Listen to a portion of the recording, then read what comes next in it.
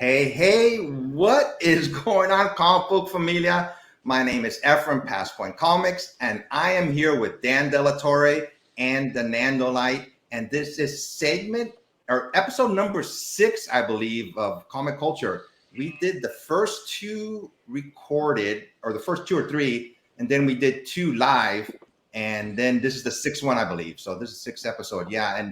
And Dan, we got Nando to become a regular. And all I had to do was promise him to wash his car once a month. And he said he'd come on with us, So I said, cool, done deal. Wait a minute. I don't get my car washed. How the hell did this happen? Where was this in my contract? You live too far, man. Nando lives too close to me. So. Yeah. By the way, Ephraim, I'm impressed. You're as good as Sith loyalty from Spine Dicks. He's always prompt as hell. When his show starts, he starts on time. So here we go.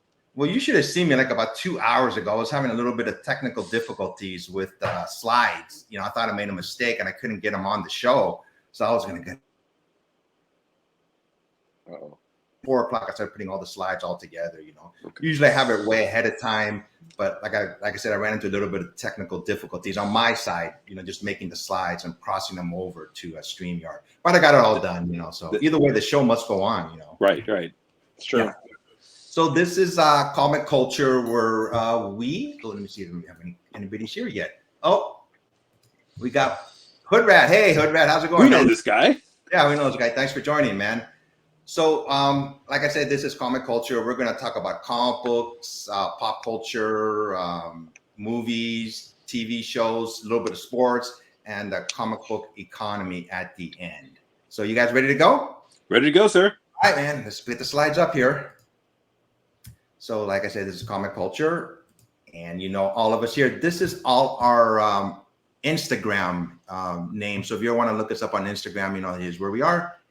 And the first slide, I was gonna just talk a little bit about San Diego Comic-Con. It ended last month. It's already a month ago, basically, that it happened. And Nando and I were there, and I had a good time. Even though Hollywood wasn't there, so to speak, it was still a lot of fun.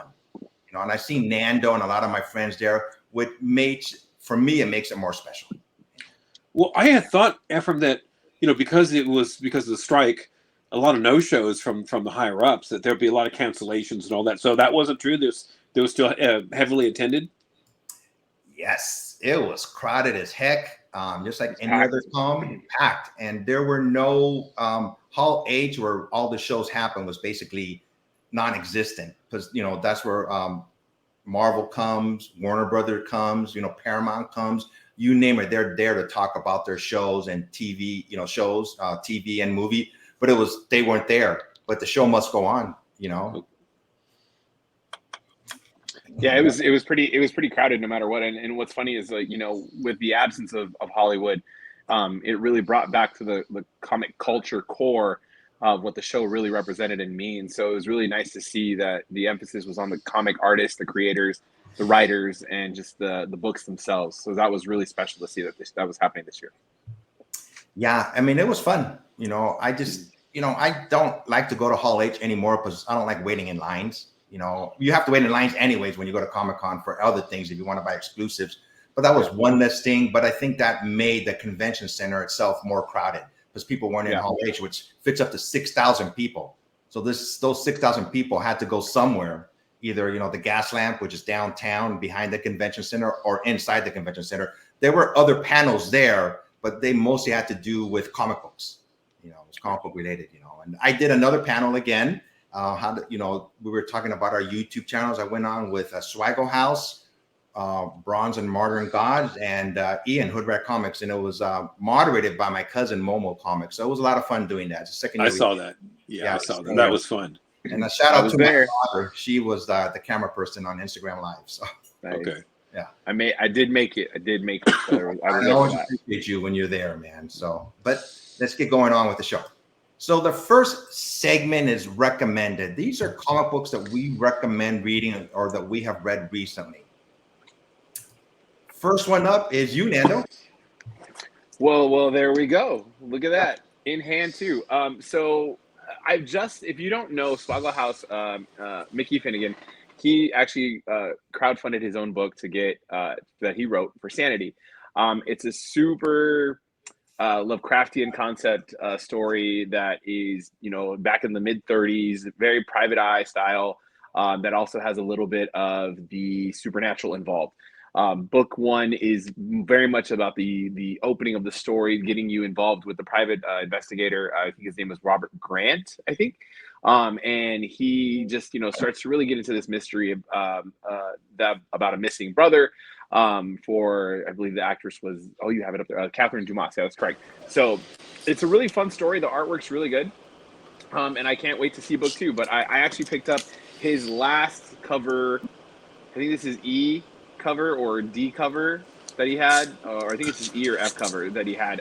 It was literally at Comics and Cocktails, the last show that he was at, sitting at a table signing some books and selling some books.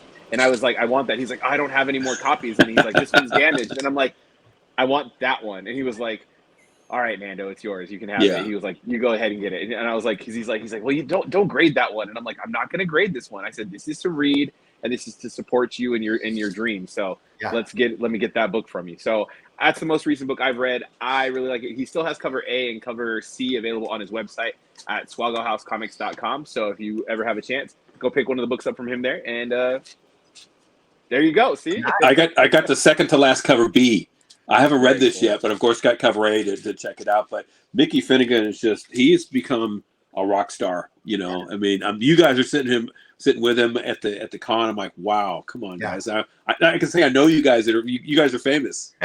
So I have a similar story. On the last day of Comic-Con, I ran into Mickey, and he goes, "Here, read my book and give me your honest opinion." I said, "Okay, you really want my honest opinion about this book?" He goes, "Yes, just be honest." And I did a YouTube video about it. I loved it.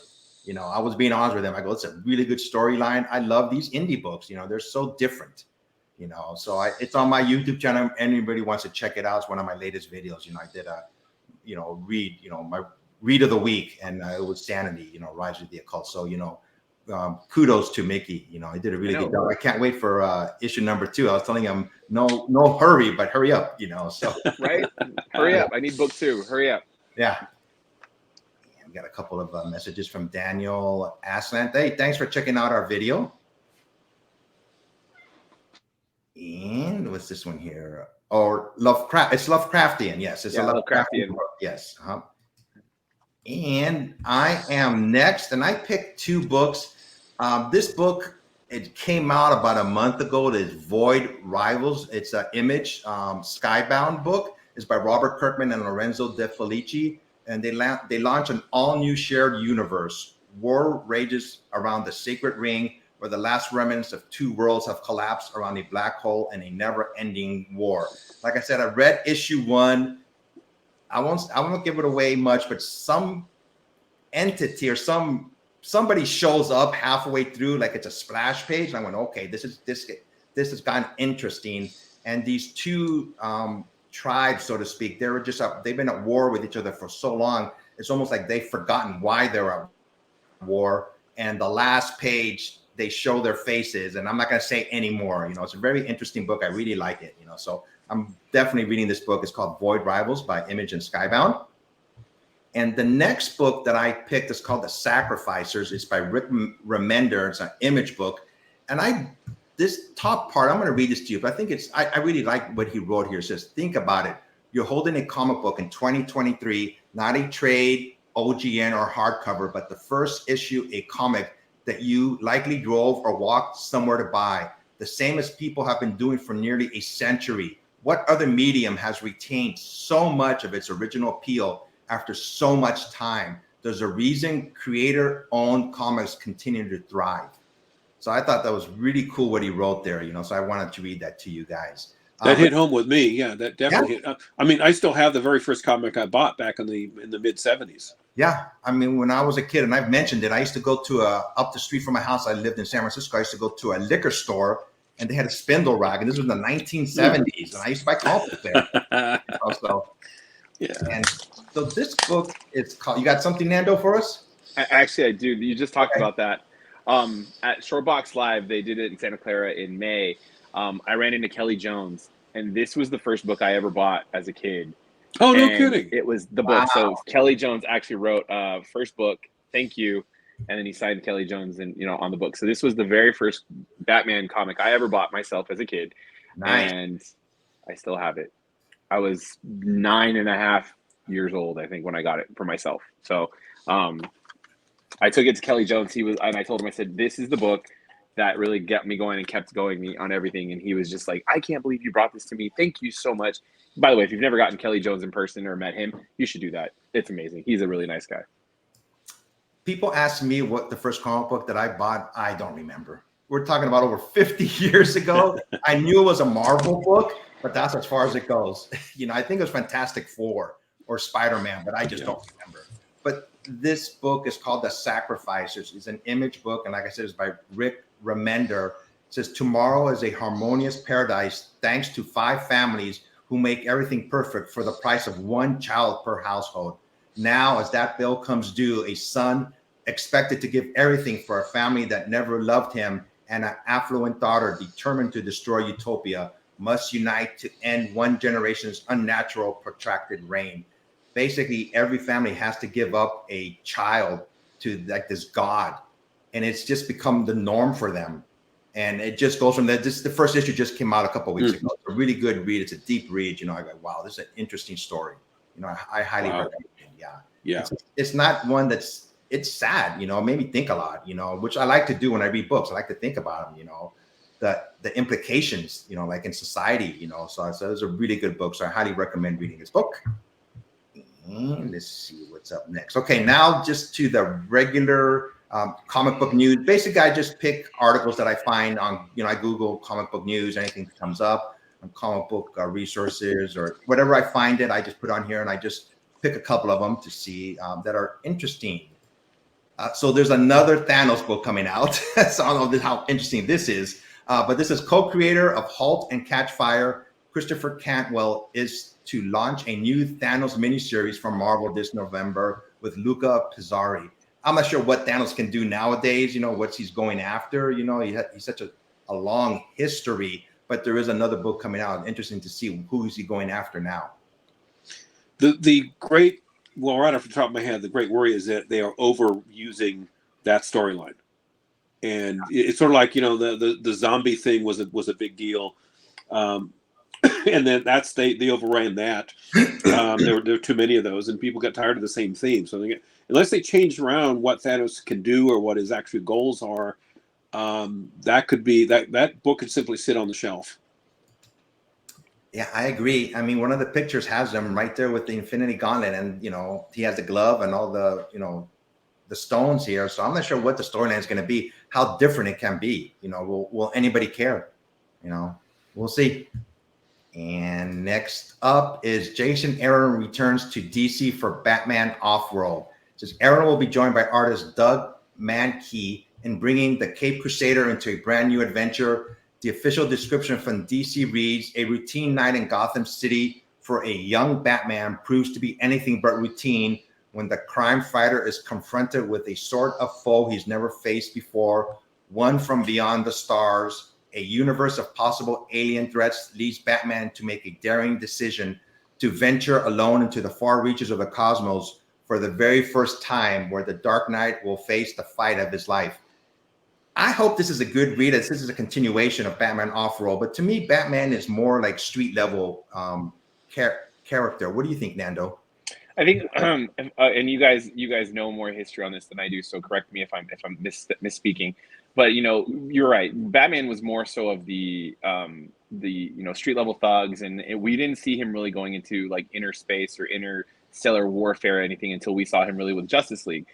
Justice League is really when we started to see him like kind of venture out into that kind of atmosphere. So I think for them to try to bring this back and have a different style and not be in continuity as a younger Batman, not necessarily like a year 1, year 2, but having him do this solo, I think it opens the door for a new perspective on how he's going to do this. But I think it's also interesting to see, like, how does Bruce Wayne Batman do this by himself and not with the Justice League around him? Yeah. Did you read the recent Batman series when he went to different worlds and he's seen different versions of Batman? Mm-hmm. I love that. It was so good. It was good. It was really good. Yeah. And what happened to him at the end, I won't say, but he lost something for sure. What the heck? We'll, did. we'll tell you afterwards, Dan, what it is. Okay. Okay. Next up is this is by Image Comics, and Robert Kirkman adds Universal Monsters to Skybound license line. This is going to be from Department of Truth, James Tynion IV and Martin Simmons to write and draw the debut series. And the first one up is Dracula. So they're going old school with this book. So, and James Tynion IV is such a great writer, in my opinion. So I'm curious to see how this story, folds out. Well, Ephraim, you and I are roughly the same age, and so you and I remember the Bela Lugosi Dracula. He is by far the best ever. No one else has even come close. Back in those days, in the golden age of movies, you had to live on your acting ability. And Bela Lugosi and who was it, Lon Chaney, Jr. and all those people. Yeah, right. They were the monsters of the day. You believed them because, again, they didn't have special effects. No. It simply came from the pure raw talent, and there was no one that even comes close to Bela Lugosi. So I'm glad that they paid homage to his image on this cover. Yeah, one of the best movies, and it's a campy movie, but I used to love when I was a kid watching the Abbott and Costello movies. Oh yeah. They had Abbott and Costello meets Dracula. Yes. Frankenstein and the Wolfman. Yes. I think I'm gonna try to find that movie and watch it. It's a long time ago. This is black and white. We're talking about, Nando, just to let you know. So. You wouldn't think that. By the way, those were so. You wouldn't think they would be able to mix, especially if they had the actual actors of the day, and it worked. I don't know how they pulled it off, but it worked.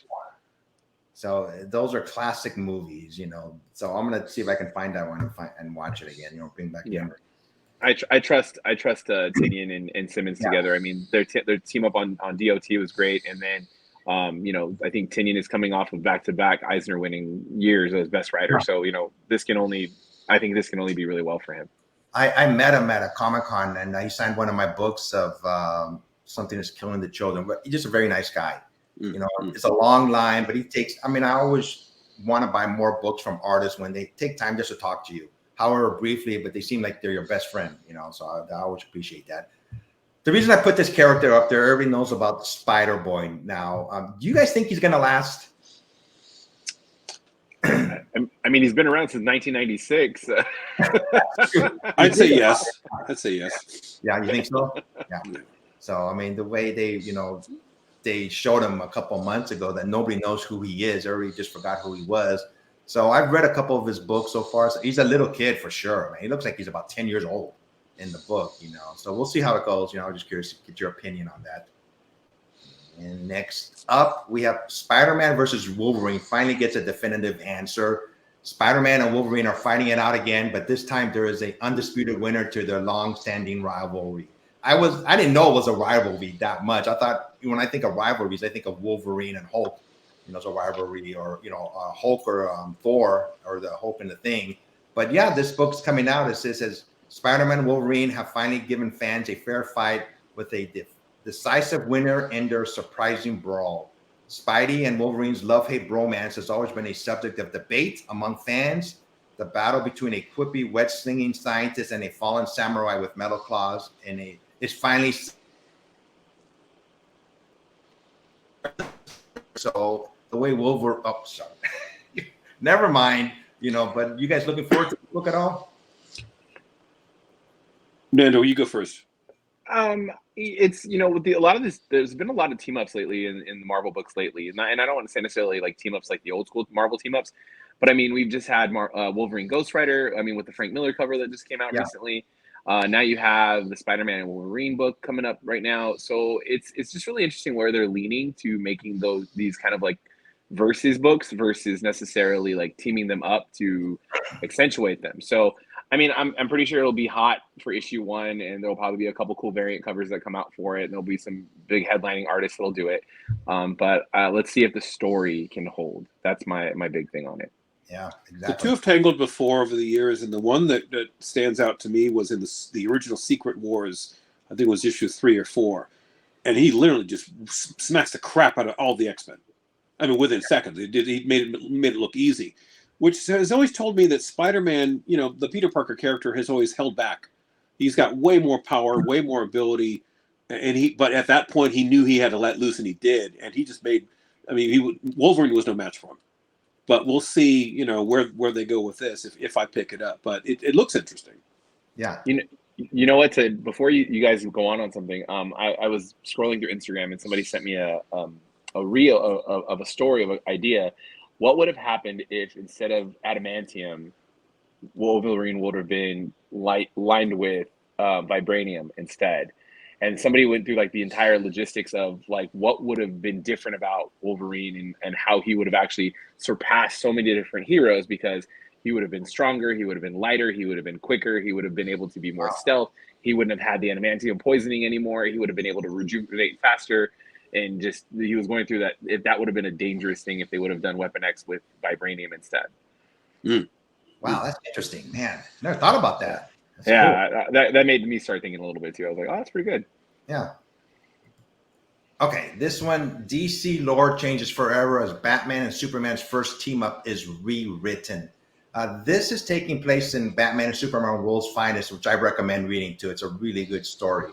I've been reading it since issue 1, but this comes out in issue 18. It's by Mark Waid, and it says the issue will chronicle the previously untold first meeting between Superman and Batman and the stunning secret loss that nearly destroyed their partnership before it began.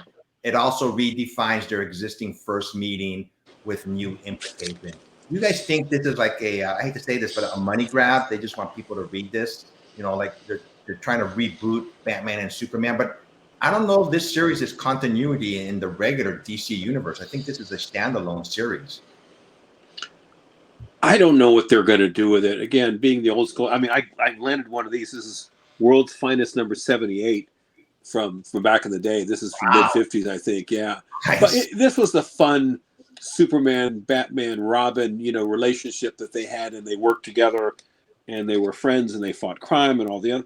But look, I'm not opposed to new storyline and new ideas. I'm just worried about them getting too damn far away from the original concept. These are DC's number 1 and 2 heroes. They always will be. So all I'm saying is throwing out the caution flag. Yeah. But it is a fun read though. I've been reading it, so I really enjoyed this series more than I thought I would, because it's not continuity with the I don't believe it's continuity with the regular DC universe. And it has been, to me, it's been more lighthearted read, more fun, they're not as serious as they are in their own series, so to speak. So I have been enjoying this series, but we'll see how this issue goes. And next up, we have Peacemaker tries hard, give DCEU hero the story he deserves. Peacemaker's new series is the perfect story that takes the right lessons from the DCEU and shows how Christopher Smith can become a better person. So I never knew much about Peacemaker until the show came out, and he was in the movie too by James Gunn. So I really like this character. I'm curious to see what they do with him moving forward, and in the comic books, And so hopefully it's a good read. We'll see. And let's see. Next up, I thought this was very interesting. Why Japanese manga is outselling American comic books in the West. I've been watching some YouTube videos where people talk about this, that manga and anime is better than the comic books that we're used to. It says, for Western graphic novel and comic book fans, especially in the United States, there are now 2 major factions competing on the market. Western comics such as Marvel and DC, and the vast world of Japanese manga. Every consumer has their own preferences, and there may be no single right answer, but manga does have some undeniable, can't read what I wrote here. But anyways, saying that manga and anime is just doing better than the normal comic books that we're, used to reading. It just says here, such as My Hero Academia, Demon Slayer, and Jujutsu Kaisen are all appearing on bestseller lists with impressive regularity. It just seems fans are, gravitating more towards this. I think younger fans are, because I don't read them, to be honest with you. I'm just used to reading what they call the so-called Western books from Marvel, DC, and Image. You guys have any opinion on this? You want to hear my old school opinion? Sure. The Japanese have always looked at things differently, especially entertainment. Even back in the day with the original Godzilla in the 50s, it was just, again, it never would have worked here in the States, but they pulled it off. and there's still a major following for anime and all the rest of it. So I'm I never really put two and two together. I think I might actually check this out. If they're now, are they? Let me get this straight here. They're writing for DC storyline. In other words, they're using DC characters in their with a I don't know, how do you put this, Japanese spin on it, for lack of a better term. In some they are, but they also have their own heroes. Like I said, My Hero Academia, Demon Slayer, and others. It says here that as some fans have argued online, it's simply more budget friendly to get into manga than American comics, especially when comparing the page count of a product to the sticker price. American comics may seem cheap, but just a few dollars per issue. But a typical manga volume may have around 160 to 180 pages and usually cost $10 to $12. And that's not a ratio for any consumer. I'm completely ignorant regarding what Japanese manga is. So could you guys educate me on this? I honestly, to myself, I don't know much about manga. I thought this was an interesting article to read about. That's why I put it on here. Do you know much about manga, Nando? So I'm learning. I'm very ignorant in this, and I'm learning because I'm trying to open a different door for opportunity with it. But some of the positive feedback that I've received about it is that they're very much more streamlined in how their storytelling is.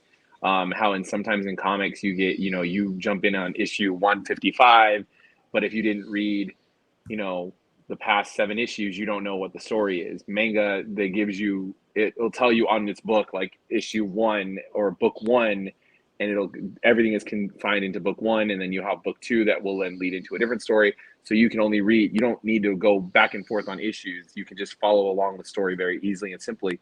But also some of the detail in the drawing is much different than Western illustrators do. So there's a little bit different details that way, but also the storytelling is different. And I think in the 90s we saw like the kids, like while there was young adults that were more like with the image boom and things like that, and that kind of style. I think kids were watching like Cartoon Network with Toonami into like the early 2000s, and that is a little bit more of that spin that we have now. So I think you're starting to see those readers are kind of that they grew up watching those cartoons and those things versus what the generation before that was watching beforehand on cartoons. So I think that's just what we're seeing generationally right now, and I think that's just kind of where we're at with it.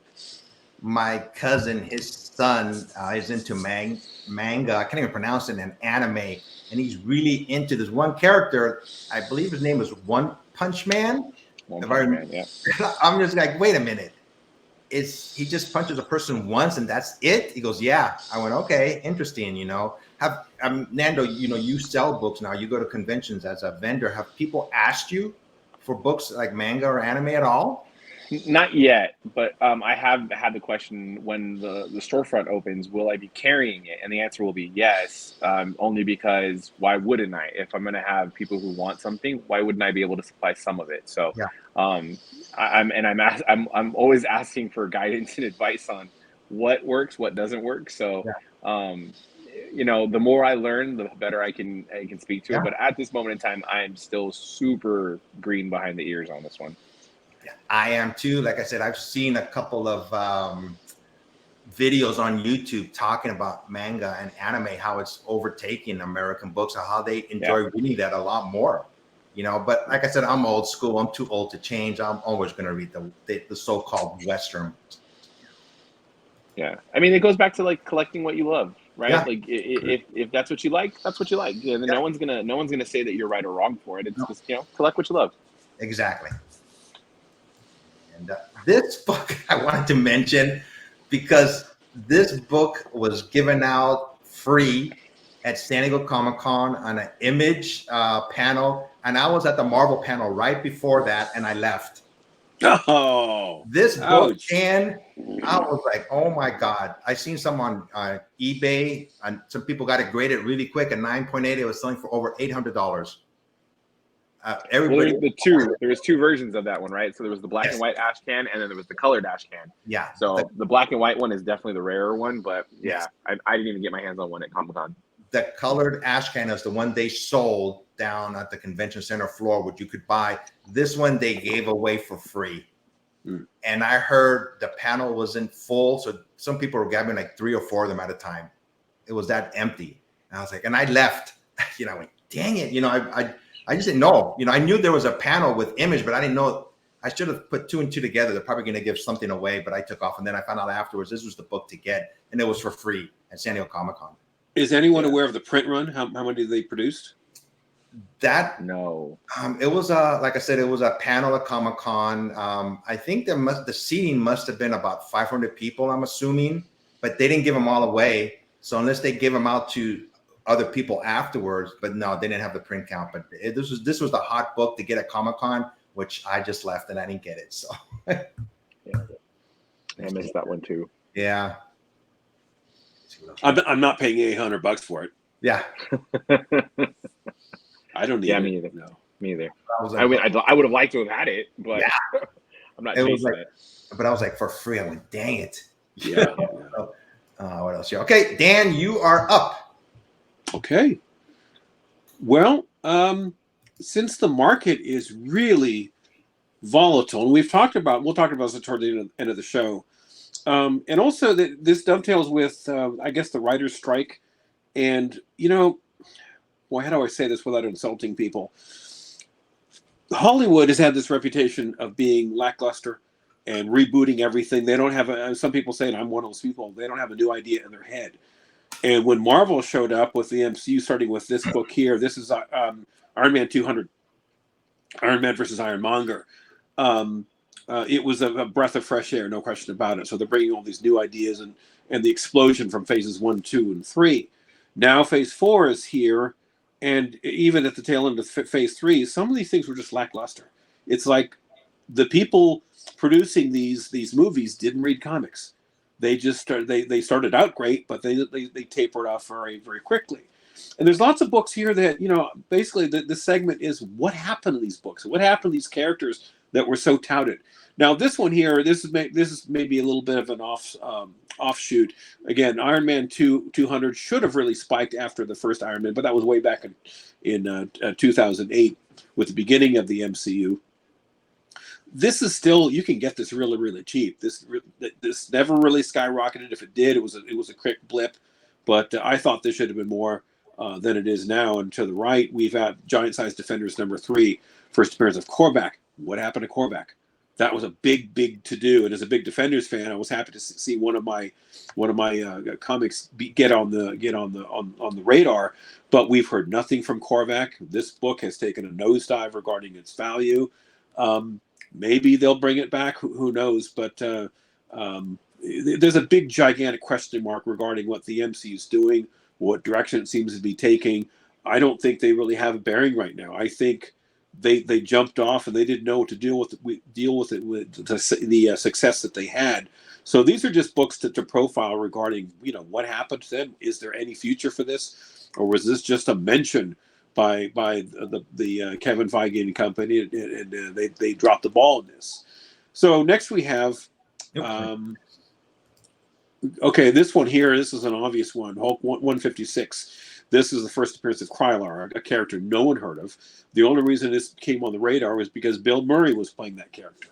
Now, the huge crime about this is that it started in Hulk 140, which is Harlan Ellison and Roy Thomas's brilliant storyline introducing Hulk's love of his life, the character Jarella.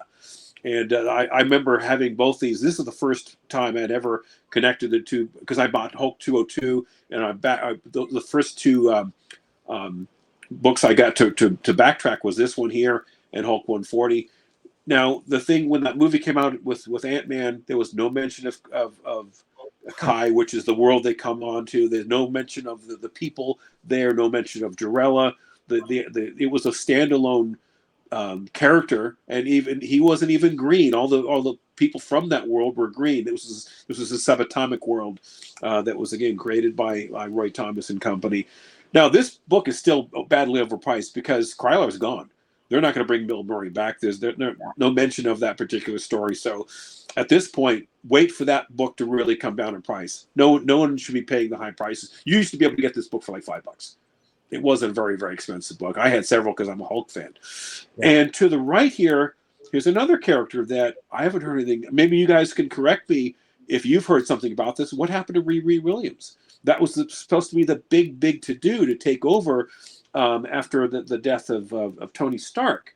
I haven't heard anything since. Hey, Hyper, good to see you. Maybe Hyper can help us out. Yeah. This book has really come down in price because I've heard nothing regarding the Riri was supposed to be the future of Iron Man.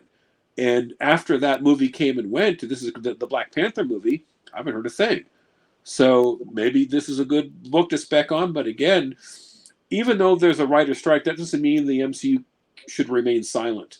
So that's a book with a gigantic question mark on it. I got two other books, or I think one other book I submitted. Before we go any further, Yeah. that's a good point. What happened to Riri Williams? I mean, I don't think they have any plans for her. They were supposed to. That's a good point, Dan. Yeah, who knows? Well, again, there's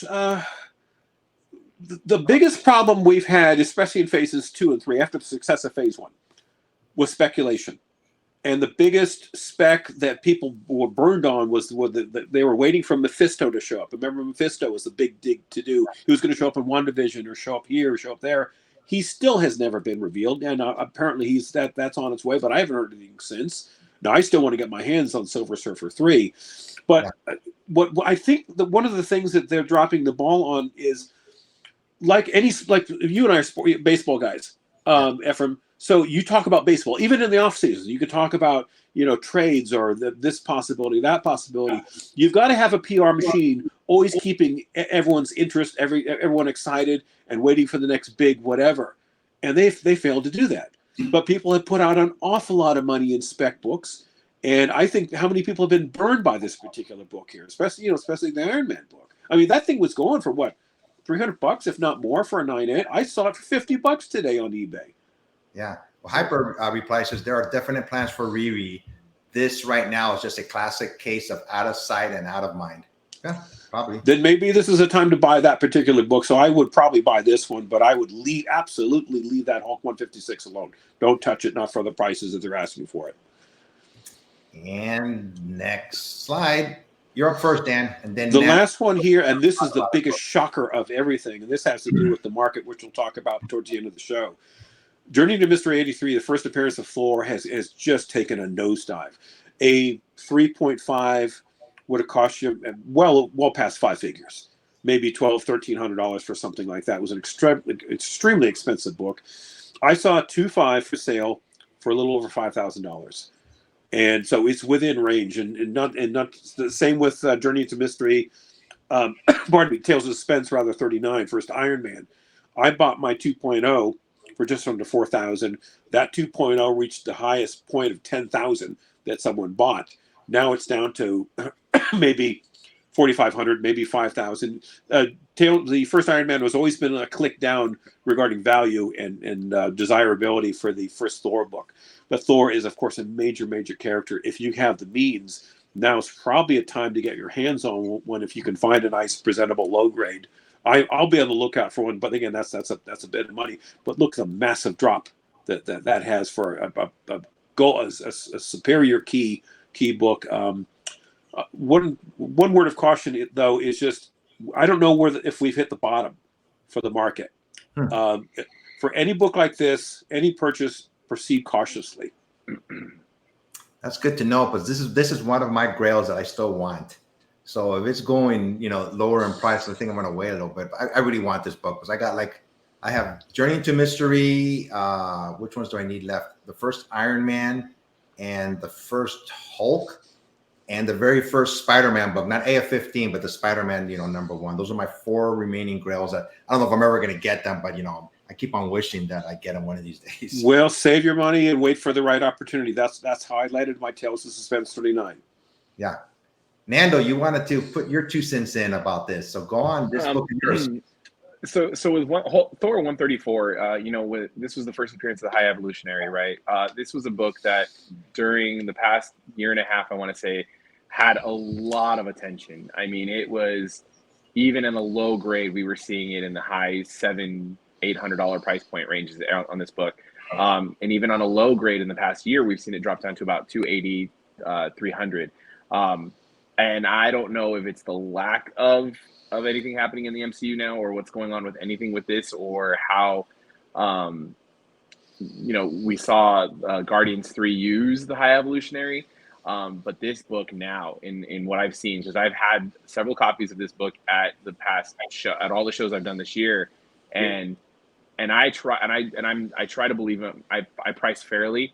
Efren, you've been to my booths at shows and you've seen my price points, and I don't gouge my prices. I try to keep them in range for people to work with and have an opportunity to take a good book home. But these books are being overlooked, like completely passed on now. Like I can put it on a wall and it'll get overlooked. I can put it in the bin and put it at half price and it's still going to get overlooked.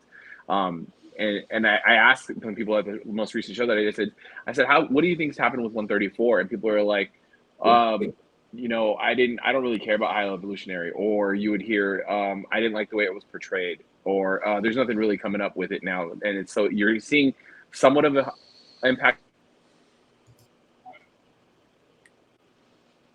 Man. Oh, you got me. Okay, there you go. Okay. Sorry. Yeah. But you're also seeing just a lack of emphasis on this book. So this book that used to be a high ticket item, it's not there. And just to kind of circle back to Dan a little bit about the floor, I'm starting to see, just from my point of view, and maybe I'm actually spoiling a little bit of what I can speak to and what's in my segment, but I'll talk a little bit more about that in my segment. But I think we're not necessarily seeing a floor, but I think we're definitely seeing some pullback on certain types of books that are being held to preserve them for later on. Now, these are just a handful of books that I brought forward. There's probably several others. So anybody in the chat or anybody watching on the rewind, throw a book out talk about it, because again, I'd like everyone to be aware of, again, the buyer beware thing is the main point of this particular segment here. So if there's a book you want to profile, please feel free to let us know. We'll talk about it. Yeah, great topic, Dan. Okay, since Dan has a segment, I had to put one in for Nando. So I told him, Nando, give me a segment, and he came up with this thumbnail. It says, "What's new with the Nando night?" Let me see if I can get this video up here really quick here. Let me see if I can find it. I believe it's this one right here.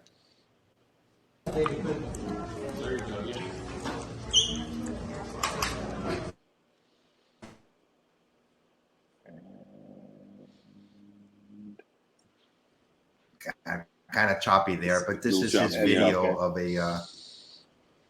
So that was from my last show that I just did a couple weeks ago, and it was a big show for me. Where were you? So we were in. There you go. There's a full size setup of the booth. I was in Canoga Park, California, so a little bit North Valley of Los Angeles. It was a Comics and Cocktails held by Solid 7 and We Can Be Heroes Comics. I had 3 booths technically in one.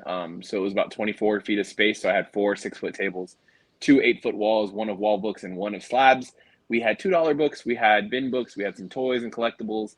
It was a great show for me, but just to speak, this is what I call like a grassroots show. Like, this is very book oriented, very comic oriented. You're getting the people to come back out that have the lists of, they're trying to fill their runs of certain issues in the more of obscure books. And that's the kind of show that it's been. And this is where I got a lot of knowledge, right? I really think that as vendors and sellers, it's our job to learn from our clientele, our fan base, right? So we learn from the buyers. You guys are the ones that are telling us, what you're looking for, what you need, what you want, but also it tells us a lot on what we need to pay attention to. I saw a lot of, like I said, a lot of fillers coming back in. There was a lot of good wall books up there. People were just like, yeah, I don't want to spend $150 on a book, but I'll spend $150 bucks on a stack of books. So you're starting to see that more happening. The $2 bins that I had, I took 17 long boxes. I came home with 12. So I definitely ran through the $2 bin a lot, and so, which was really good to see, because that means people were spending the time digging. So that was really good. I think the next slide you showed me. Before we go to the next slide, on the picture on the left, this guy right here, is that Mickey? Looks like it. I was looking at It him. is. It is. It is Mickey. I It think is that's Mickey. Swag. Yeah. Yeah, that is Swag. His table was literally right behind him. So Huh. Swag was there, and then Diesel Dan from Shortbox, he was right on the other side Okay. of that too. So that was kind of cool that I had both of them like next to me. So it was Yeah. like I could shout at them all show long. Okay. Okay, so these are some of the most recent pickups I've gotten. And Dan, we're talking about books that are this is maybe a good time to start to look at buying or what you're looking for. These books were something I found as a good pickup just recently because there's a lot of value coming back in it right now, and there's a lot of interest in Spectre because we're starting to see that James Gunn was talking about more of the supernatural version of DC and some of the darker stuff of DC. So I was able to find the what was this, Suspense 60, I think, or it was the Showcase 60, which was the first Spectre, right? So first post that era. And then we had Avengers Annual 10, which is a major first appearance for everything. But I was able to pick this one up in a 9.8, which is not easy to find. And I got it for a really, really great deal. And as soon as I got it, I threw that sucker up so we could get it moving, because the idea is to get those books into people's hands. Yeah. That's but that 9.8 is sweet. Yeah. Yeah, it's pretty. It was really pretty. But they say that this book on the right hand side, the 9.8, it's the origin of Rogue, and everybody always says, she's not on the cover. Why wouldn't you put her on the cover? But it was like a treat. She is in, isn't it Silhouette or something? She's like in a shadow. She's on the cover. Oh no, I don't think so. I think she is. Yeah, it's not very evident, but she is there. But it's everyone knows it's a super busy cover. Oh, they that's right. Too much on the bottom right hand side. Yeah, you're right. Yeah. I forgot about that. Yeah. But it's a great book to get at 9.8. That's awesome. Yeah. Yeah, that was a very nice come up. So that was really cool. Shout out to Houdat in the chat. Yeah, Houdat. Houdat. Okay, next slide. And this part is we're going to talk about movies and TV shows now showing. I always like showing like the top streaming shows and the top movies that are in box office, receipts, so to speak. And I always, for the top streaming shows, I always go from 5 through 1. And first one, I said, well, most wanted or most watched streaming shows. And first one up, which I have still not seen, is Super Mario Brothers movie. It's on Peacock right now. It's at number 5. I heard it's a great movie, but I just haven't seen it yet. Have your kids seen this, Nando? I guess they must have at least once, right? All the time. All the time. Yeah, this was, geared towards them for sure. But I heard it's a good movie, but I just haven't seen it yet. How was Chris Pratt in this? Was his voiceover good? I think he was fine. I really do. I mean, I think it's you kind of lose the idea of it being Chris Pratt, and you just watch the movie and you take it for what it is. It's a fun movie, and I didn't have an issue with it.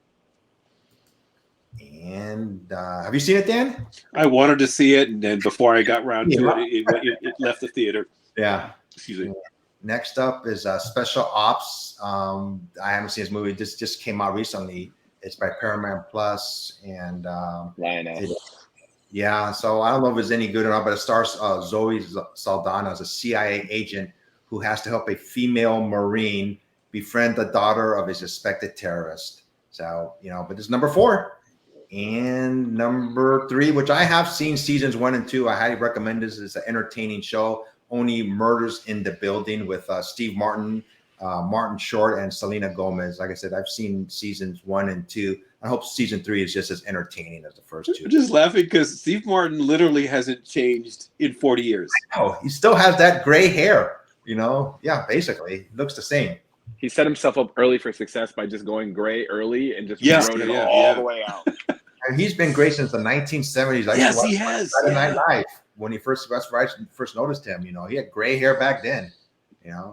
And number 2 is Guardians of the Galaxy, which I saw in the movie theater, and I saw it. It's on Disney Plus too. Both times it made me cry a little bit. It's the ending of an era, so to speak. Yeah. And I'm really glad this movie that it did well. I just got to see it this past week, actually, because having the kids, it's rough to hit the theaters whenever we want, so we have to pick and choose. Yeah. But my wife and I, we actually sat through Guardians 3 recently, and it was we liked it. Yeah, it was a very enjoyable movie.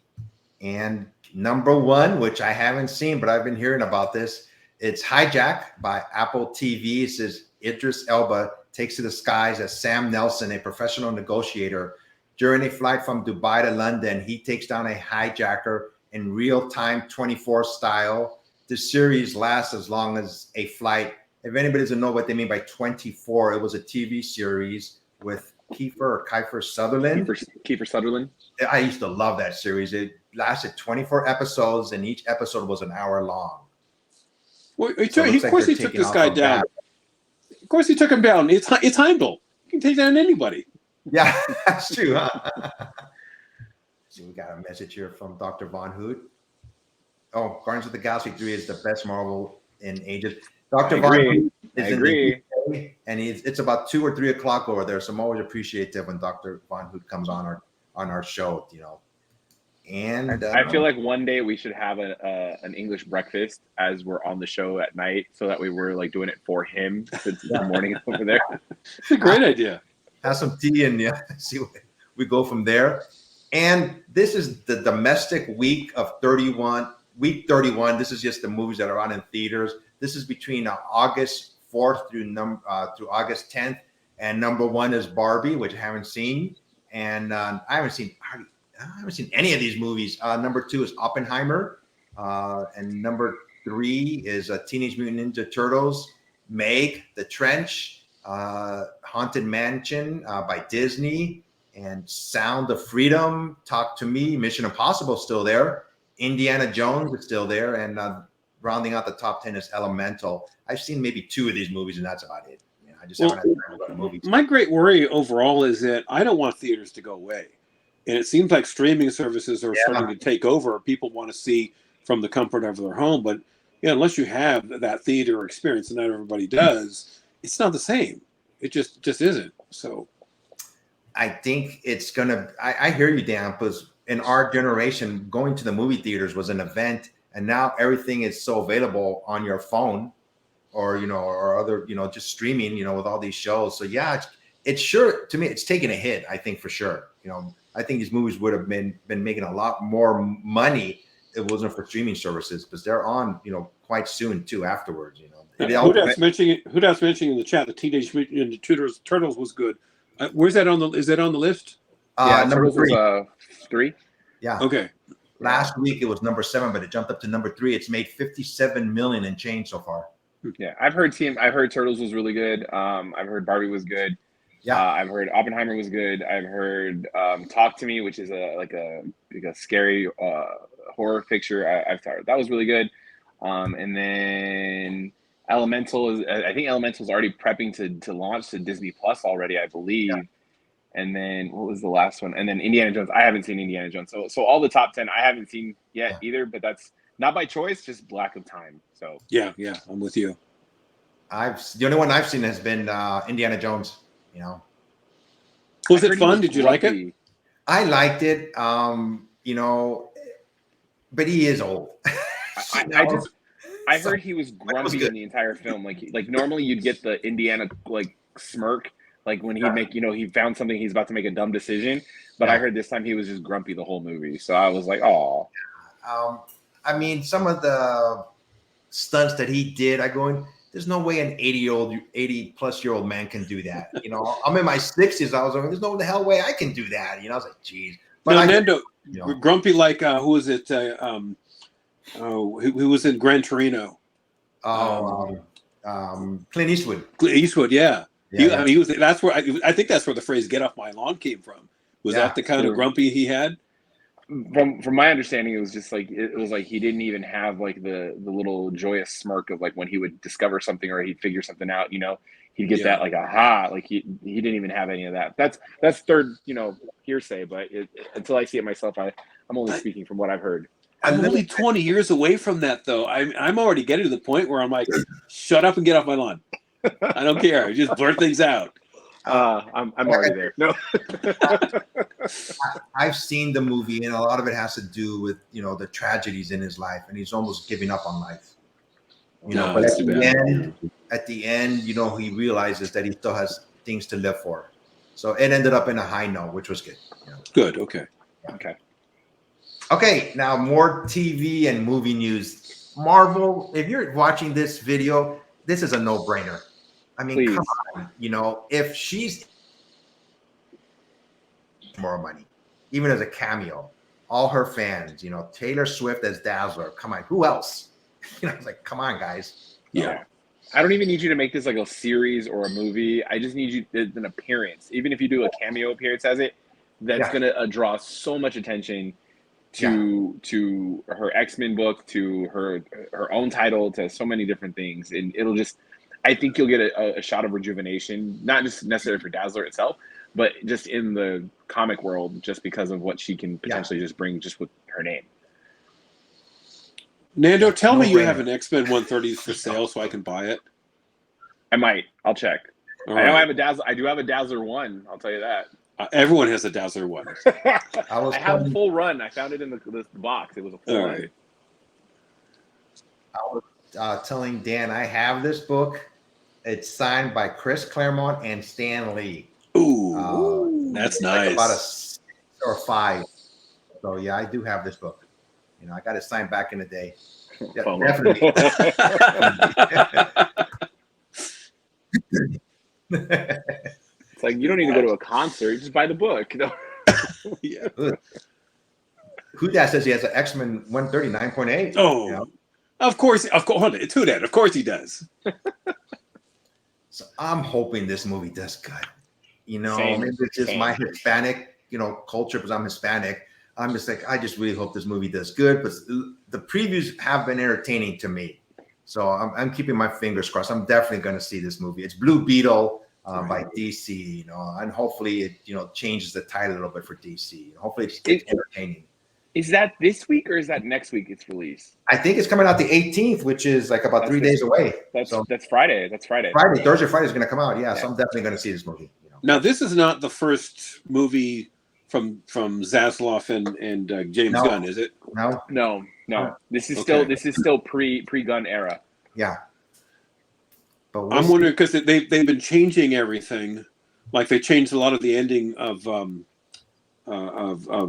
Flash movie because the ending didn't fit the new narrative for the Gunn direction. Yeah. So we'll see. I'm not really up on this character.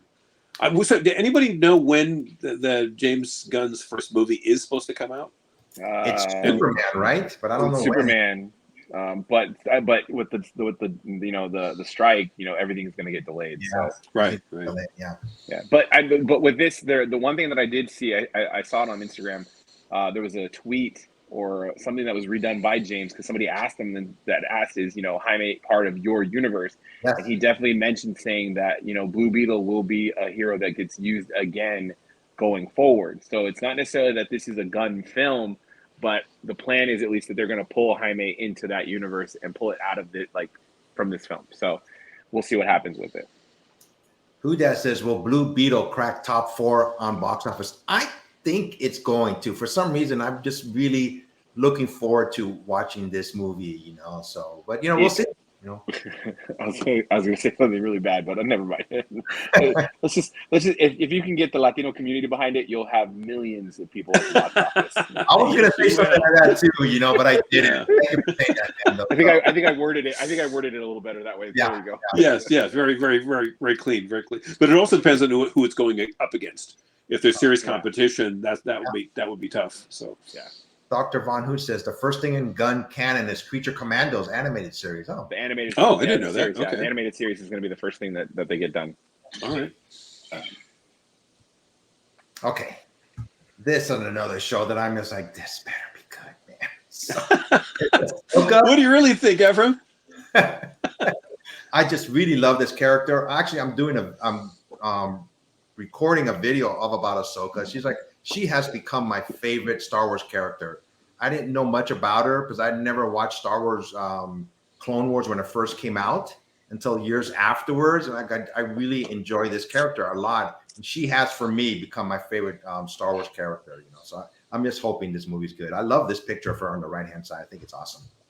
Are both of you guys Star Wars people?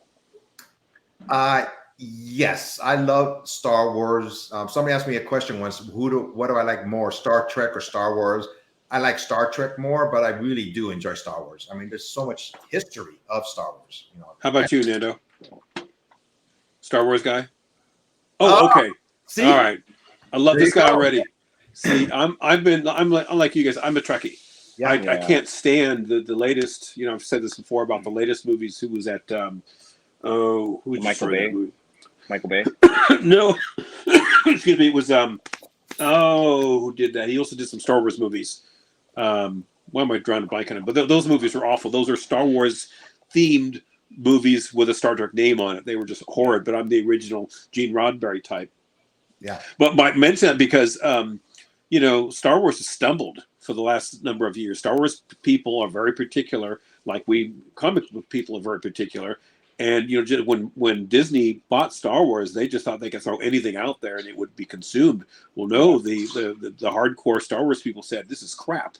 You guys, you're throwing out stuff that it has nothing to do with the original George Lucas Star Wars. You don't understand the flavor, the direction, that sort of thing. I was leading up to this question. Do you think this, including Ahsoka here, do you think they're finally on the right track? I think Ahsoka is the turning point where it needs to be on the right track. Because if you screw this up, you are going to lose a lot going forward. Because the faith will be retracted, and there won't be as much of an investment or willingness to be invested into Star Wars anymore going forward if Ahsoka is not done properly. But I have a good gut feeling that I think Ahsoka is going to be done well. I mean, to me, the most recent thing that we've seen in the past, you know, since they've been redoing the films, I think still for me, Rogue One is one of the best Star Wars movies ever done. So that's for me, that's my personal opinion. But I think Ahsoka is going to probably, if it's done the way I think they can do it, I think it's going to be the best Disney Plus show that they've done, and that'll top Mando even. Yeah, I think they know that. I think they know they better not screw this up. So I think the special effects is going to be excellent. I think it's going to be a good series. And I agree with you. Rogue One is the best Star Wars movie. I really love that movie. I was quite surprised. Yeah. One quick thing about Star Trek. If you haven't been watching Star Trek Strange New Worlds, I highly recommend it. It goes back that, yes, it's a really good show. You know, I've really been enjoying that series. You know? J.J. Abrams was a person who I couldn't remember. His movies were horrid. Yeah. It was so bad. When the third one showed up, I didn't bother to go. Yeah. Why waste my time? When I was a kid, just to finish up on the Star Trek thing, and we can move forward. When I was a little kid, I didn't get a lot of TV time as a kid. My mom and dad were very much like, homework, you got to do your work, get this stuff done, go read a book, go do something, play with your toys, do something. And Star Trek: The Next Generation was my Star Trek. That was what I grew up with, and it was okay. You can go watch Star Trek: The Next Generation.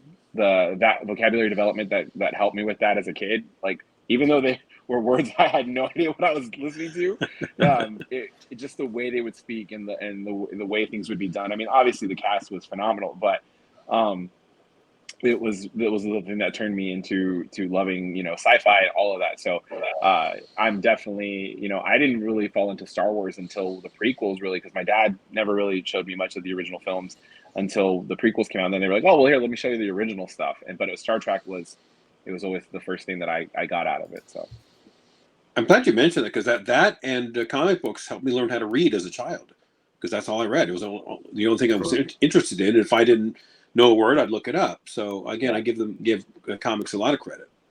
Yeah.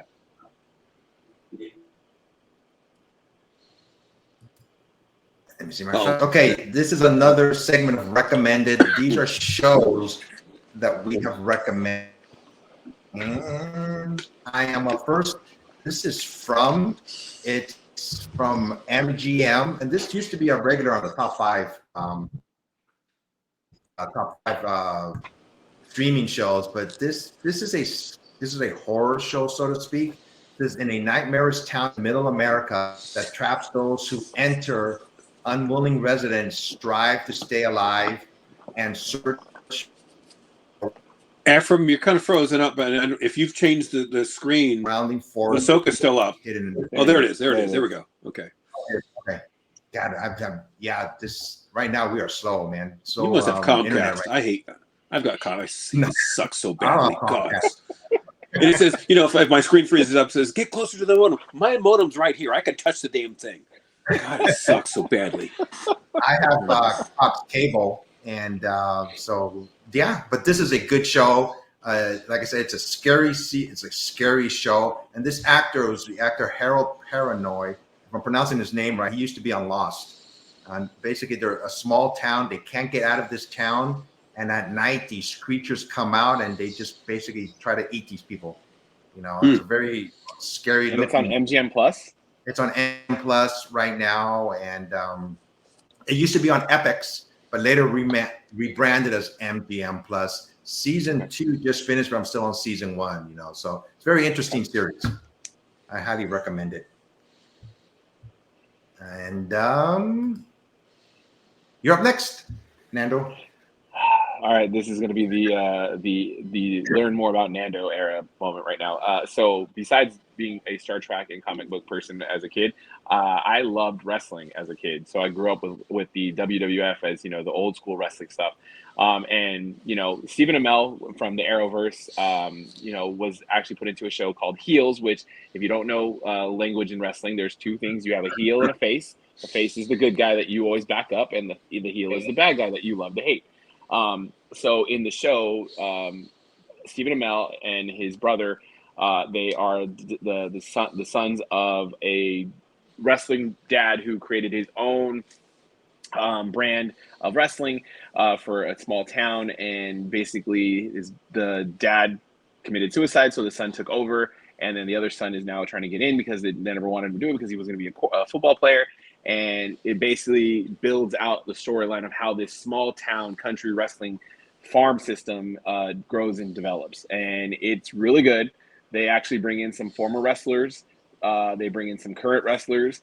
They bring in some ex-football players. If you know not Rodney Harrison, but Harrison from number 92 from the Pittsburgh Steelers. He actually played a wrestler in the show at one point in time. So you have a lot of people that come into the show, and it's a lot of fun. My wife and I love the show. Wow. It's really interesting. It's really fun. And I laugh because my wife is like, she knows wrestling terminology now. And so I laugh and point and say, ha, I gotcha. That's the actor from who portrayed Green Arrow too. I'm drawing a blank on his name. Yeah. Stephen Amell. Yeah. That sounds cool. And it's on Stars. It's in its second season right now. And it's pretty good. I am next. This is a Netflix series. It's called Disenchantment. Season 5 is coming up, and this is the last season, and I have a video for it, so hopefully I can get it going. So hang on for a second here. There we go. Oops.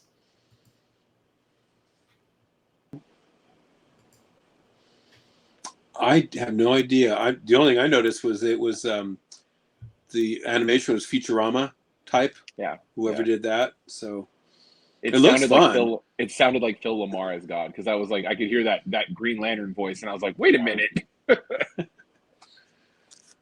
That looks cool. It looks fun. That looks fun. Yeah, it's a really good series. You know, so let me bring back the slides here. I got rid of the slides by accident. God, I'm having a lot of technical difficulties here, man. All right. See, you better you than me. I started. That's what happens when you're live. See, I started my own little channel. I do everything in one shot. I can't do any of this editing. That's. We'll talk later, Dan. I'll show you how to do some editing. So, well, I'm such an expert now. Okay, so let's move. This is a great series. It's like I said, season number 5 is coming up. It's the last season. It's on Netflix, so it's very entertaining. It's like I said, by the same people who do, I believe, The Simpsons. You know, Matt Groening. Okay, yeah. So yeah, good series. And the last part, hopefully this ends soon. The SAG, WGA strike is still going on. It's been over 100 days now for the writer's strike, and they're back in the negotiation table, so they are talking. I'm completely behind the writers and the actors, but who knows when it's going to end. But so many shows have been delayed because of this. I mean, the Miles Morales Sony movie, they say has been delayed for at least a year now. So I'm sure other shows, and they say when they do come back, usually the new TV season starts like in September, October. I don't think we're going to see it until probably December, January, if at that. We'll see. These sort of labor things, they it sucks when you're in the middle of it and it could last for months or even longer. We just have to, this is not the first time this has happened. Yeah. I'm of two minds to it, though. Yeah, I think the writers are getting screwed over financially. They always have been, so now they're finally, standing up for their own. But on the other side, produce better product.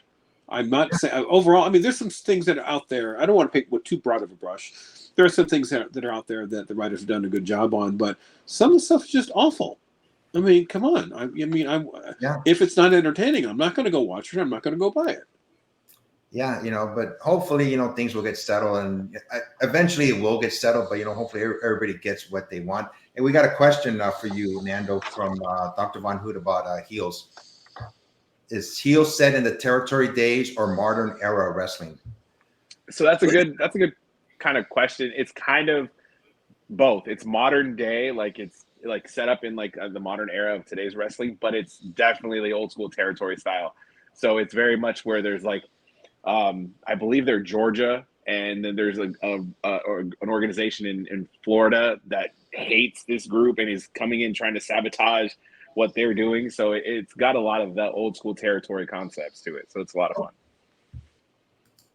Okay, let's talk sports. When we first started deciding, to do this show, Comic Culture, I talked to Dan. Hey, would you come on with me? And we'll talk about comic books, movies, whatever we find interesting. I go, do you mind if we talk about sports? And we're big sports fans, especially baseball, so we throw a little bit of sports in towards the end.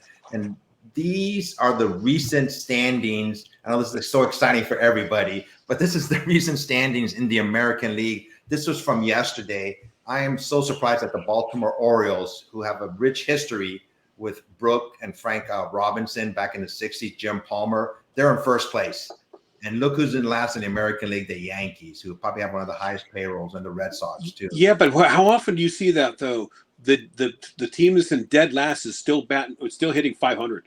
Yeah, that's true. That's a dynamite, division. They're going to be every one of those is going to be tough to beat. Yeah. And then who's the weakest division? Well, with the American West, the A's. My poor. Hold on, guys. My poor A's. Okay, I'm from Oakland. I got this at the Oakland Coliseum a couple weeks ago, and I'm going to miss them if they ever move. But they're going to lose 100 games this year. So it's sad. It's sad. So sad. I don't want to see them go. I think they should get rid of the owner. So.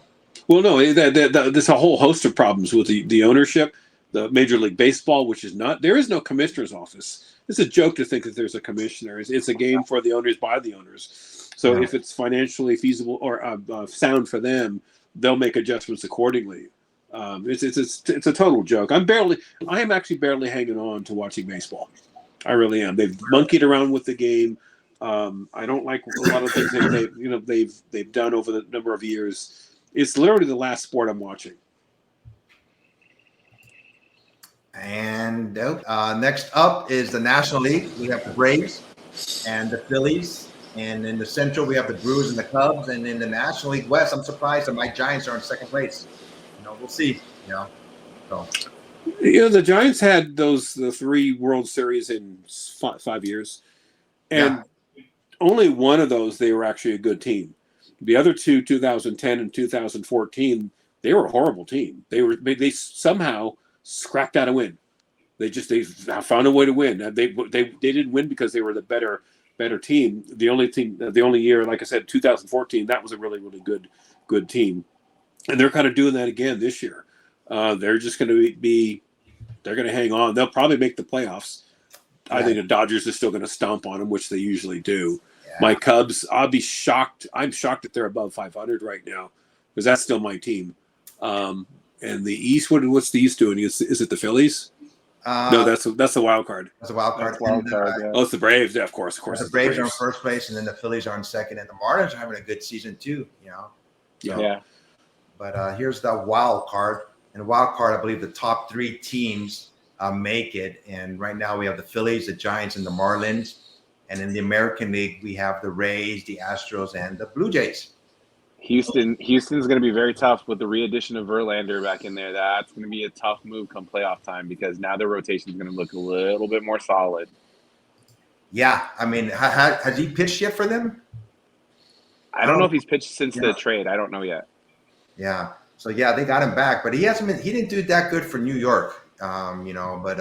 And he is 40 years old, so we would see how much he has left in the tank. But then when the playoffs start, they bring it up a notch. So we'll see. Yeah. You know. When you have guys who've won before, they know what it takes, and they kind of zone back into that location again. So the sucky part is I'm in 8th place on my fantasy baseball league right now, and I'm losing the guy who's 9th place. It's disgusting. It's absolutely disgusting. And Bruce Bochy is coaching the Rangers this year. So they're doing good this year. Let me see what place are they in. East. They're in first place. They're first place in the division. Yeah. So I'm just happy that baseball, for the most part, is still healthy. Fan attendance is still pretty good. People are still spending money. Again, baseball's biggest problem is they should have taken a note from football, where if you have a small market team like Oakland, they can't compete. They don't have the funds for it. Now, football solved that, but they sort of leveled the playing field, so it doesn't matter where you are. It depends on how good you are regarding, buying and selling players. You can build up your team and win a Super Bowl. That's not true in baseball. Yeah, it's usually the top teams, the high market teams, that because they have the money, they can buy the players, and the way that they compensate the lower tier teams is still a joke. So look at Kansas City, another great example of that. How they ever won a World Series, I don't know. Yeah. Oakland will never win it again, even if they stay. So it's a shame. Yeah. I think the next question for you baseball guys is, next season, where does Ohtani land?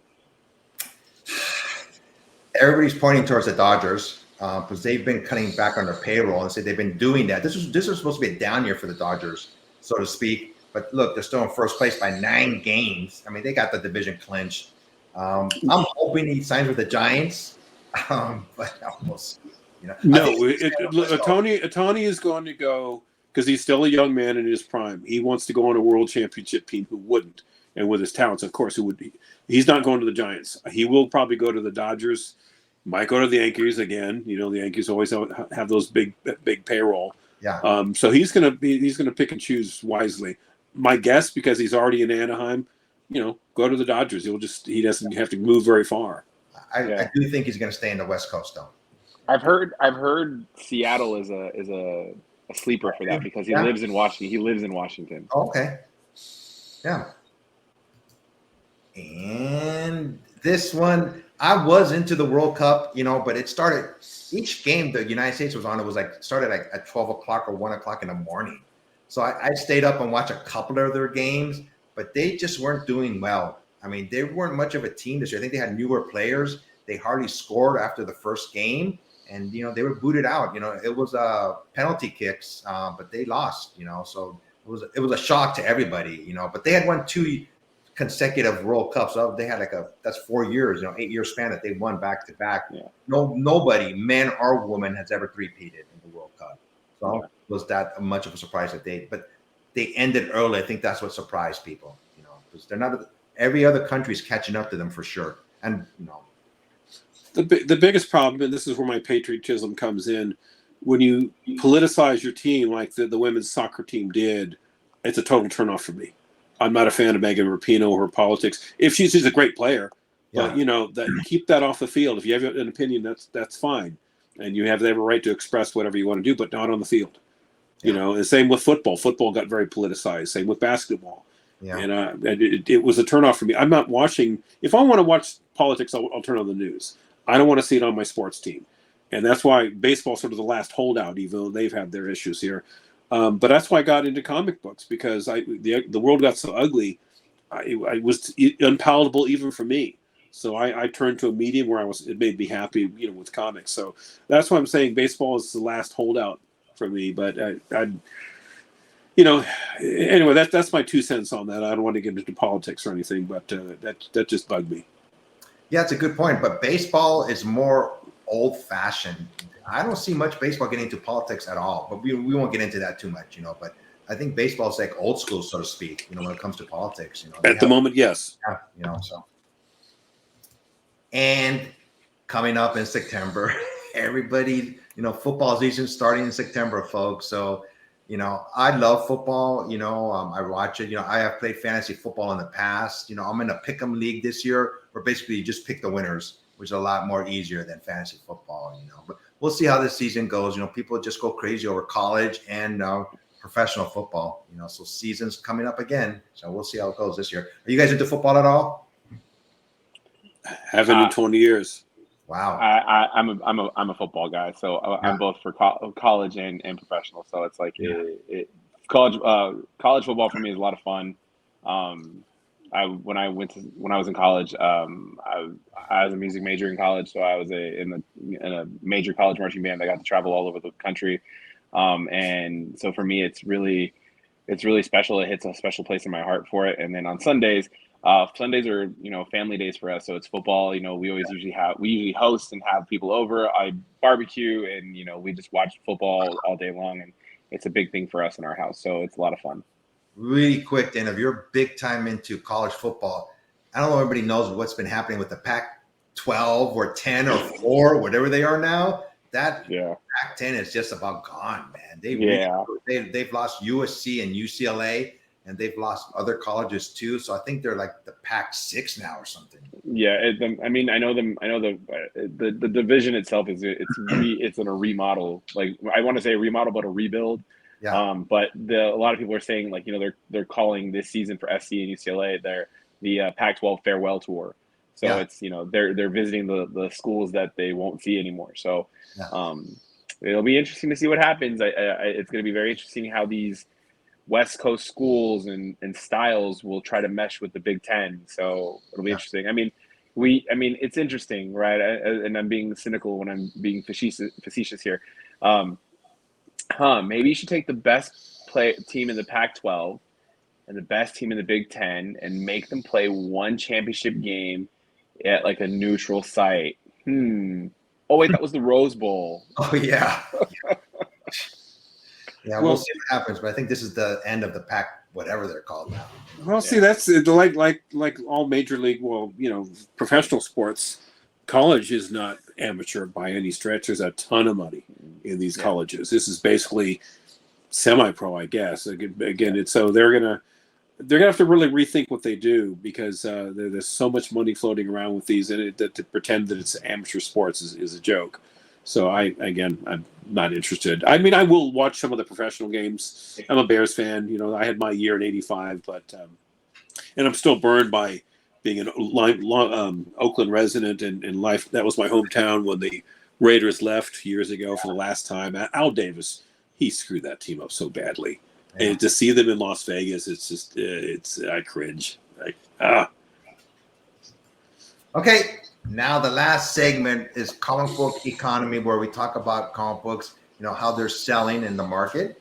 And these are just snapshots that I took from a couple of days ago. Most of them are just on eBay and just current prices of some books. And we're going to go from silver to modern, but there's only like a couple slides here. First one we have is Amazing Spider-Man #3, a CGC restored first appearance of Dr. Octopus, 45 bids, and right now is at $1,136. Fantastic Four #12, which I wish I had. Classic Hulk cover, it's at 39 bids. It's only $598. Wow, it's not bad. It's a CGC 3.5 and Submariner #1, CGC 7.5. Right now, the bidding is at 33, and current price is only $315. Like I said, these are just a snapshot, and I'm sure these books, the price will go up at the very end. People always try to snipe them at the end. Oh, these deep grails, again, the bubble has burst. And we're seeing this in some of the lower tier ones, but like that FF12, don't be surprised if that tops $1,000 for that, because I have one. I have a low grade 1.5, and I'm stunned that I got it for $300. But those prices, there's still a desirability. All the early Spider-Mans, they're all going to go for a deep price. But that Submariner book, I almost had one for, what was the final price, $150 or something. That's really come down. I'm surprised that one. What is that? Is 7.5? 7.5. Yeah, 7.5. And white pages though too. Yeah. So that's probably not going to go much further than that. Let me ask you something, Nando. Since you have become a vendor, do you try to buy books on eBay at all, or do you just try to find books elsewhere?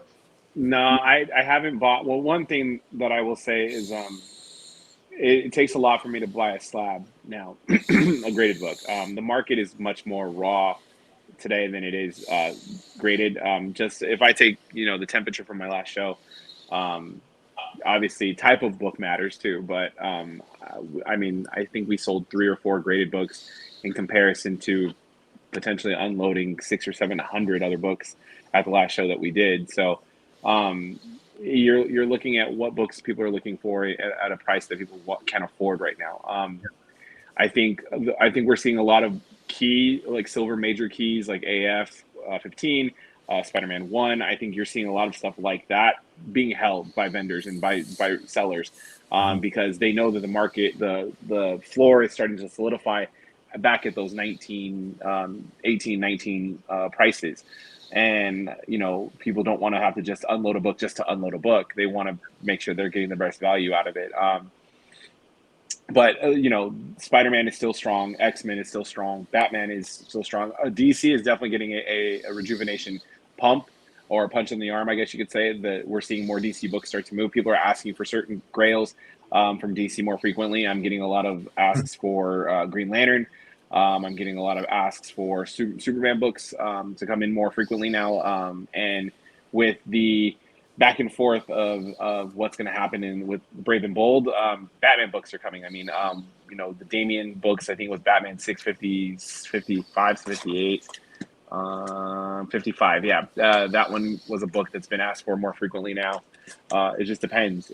But we're seeing, for me personally, where I buy in person. I want to be able to see the book, touch the book, and have the book in hand. I'm very old school retail, where I'm very tangible. If you find a good deal online, like I did with that annual Avengers Annual 10, you get certain deals, you're just like, I gotta buy that. Like I can't pass on that. I mean, for what that book is selling for, I'll tell you guys offline what that book is selling for what I paid for that book. It was a no-brainer. Nice. And this is rounding out the Silver Age books. We have Incredible Hulk #1, CGC 4.0 restored, off-white pages, number of bids 32. Even though it's restored, is right now the current price was $6,450. So I think some books, no matter what, people want them. Yeah. So this one is, and then this one I found it interesting. This is the cover. It's only the cover, and it's obviously the origin retold. It's Amazing Spider-Man #1. We're at 31 bids, and the current price was $730, and it's just the front cover. That's it. So I didn't know how much time was left, but this is probably going to get close to 1,000, I would say. So then that's just the cover. Very interesting. So to kind of jump on that really quick. Sorry, Dan, I don't mean to. Go ahead. There was a live sale for a Batman page 1, like not the inside cover page 1, and it sold for over $2,500 just the page. So when people say that the market or comic books aren't selling or things aren't going where they want it to go, you have to take the anomaly of what COVID's development years were and from the price boom, and you have to take that away, and you have to understand that was a blip on the radar, right? That's not how the market worked. It's not how it was. And we as vendors and sellers, we have to understand that, like, yeah, we can still use that, but we do have to understand that it's coming back to where things need to be and where they're supposed to be. Yeah. But seeing somebody pay over $2,500 for a book, for a page, it's really hard. And for seeing the successes that I've seen with the show, with not just talking about me as a vendor, I've seen other vendors that were at past shows, that these are small grassroots shows that only have 17 vendors. They're being all successful. They're making money. So it's really hard for me to hear that, oh, nobody's buying. Oh, nobody's buying. Oh, nobody's buying. It's not that nobody's buying. People are being more picky. They're being more specific in what they're buying, and they're looking for the better deals. And a lot of vendors don't want to budge. They don't want to move because they're so invested or so deep into one book, they can't move. Other vendors are willing to make deals, and they're willing to be like, no, I'm not. It's not that I have this one book that I need to make money on. I have an inventory that I need to make money on. So you got to just find the books and find the right vendors and find the right areas. But there are deals to be had, and there's money to be made on both sides of the table. So I don't see us as a comic, group falling, to the abyss. I think the floor is tightening up. I think we're starting to see more consistent across the board where the floor is on price points. But I also think that some of the bigger major key books, like the big grails, I think people are holding them back a little bit more frequently, so that way we're not seeing those drop too much value. Because let's say you go to a show and you find 7 different AF-15s. Well, some of them still have it at the prices that no one's going to buy them at a show, but there's that one guy who undercuts the entire market and sells that one book, and now that last sell goes out there and says, well, I got it for like $5,000 less than everybody else did. So now the market is being forced to have to adjust to that just because. So without those books being out and being prominent, I think you're seeing that the market is holding on certain types of books. I mean, Hulk 1, it's always going to be a high grab no matter what. But I think certain books are being held back. But I think something that's very interesting that I heard recently is, before, in my understanding, and I'm still new and I'm learning, and I will say that till I'm blue in the face, but I think we're seeing a change in the desirability of a restored book. It used to be, in my thought process, from what I was told from colleagues, friends, collectors, shop owners, that the purple label was like a black spot. It was a pariah. Like, nobody wanted it because it's a restored book, because it's not official, or it's not authentic, it's not 100% legit. It's had work done to it, and you can get those books cheaper because they're restored. Well, now we're starting to see people say, well, I'll buy the restored book because it's a cheaper book that I can get my hands on a higher grail book. So the market is kind of adjusting on that, and you're seeing the different type of buyers starting to come in for that. So I think it's up to you. And in my opinion, and as a shop owner, I look at it going like this: collect what you love. If that's the book you want and you're willing to take the label, it doesn't matter what everyone else is going to say about your label of your book. It's your book. If you present it well, you want it on your shelf, you want it in your box, you have it. So if you want a restored book, buy the restored book. You don't want the restored book, don't buy the restored book. Yeah. Well, there was I hate to say it, snobbery regarding restoration books. When you saw that purple label, people just said, oh, that's a purple label. Come on, it's not worth your time. And the problem was, there were so many books that I got that were purple label, that, and this is a couple of years ago, that I could afford, like the FF12. I only paid $1,200 for it, or probably $300 for it, because nobody wanted it. And I thought, well, that's stupid. It still presents very well. It's in my collection. I didn't pay that much for it. But the other element too is that these books are not getting any younger. I think we should take a very long look at what we consider restoration, what is acceptable, because the bottom line is, once the book goes away and it's destroyed, it becomes brittle, and it just becomes ash or whatever. I mean, we don't want that. We want these books to be preserved as long as possible. And that was the biggest problem I had with CGC redoing what they did last year. Well, Swagelhaus, he bought a Hulk 2, which is something very much on my list. There was one that he bought that would have been a green label. It was missing a page, missing the center page. But because they reclassified the way they grade things, it was a blue label. And he bought it for a very reasonable price. It presents very well. But that's not that. My problem is CGC is lying about that. They're lying about what's actually in the book here. It's not. It should not be a blue label. It should have been a green label. I understand the stigma of the green label because it's not complete. The purple label knows that should never have had the stigma that was put on it, and that needs to be. Well, again, the market will correct itself. And the last comment, I guess, is that Spider-Man 1 at the bottom with just the cover. Speaking of restoration, if I had a coverless Spider-Man 1, you better believe I'm going to try to find that cover. Yeah. I would spend, it's probably going to go for $1,000 by the time it's all said and done. You crack it out and then you marry it together. So again, one of the things, especially with the older books, we want to preserve them as long as possible. That should be the bottom. That should be the overriding thought regarding, collecting these books. The market, yeah, sure, you're going to find these really, really high pristine books. That's fine, but it's the stigma that bothers me with the purple labels, and 2, CGC didn't help us.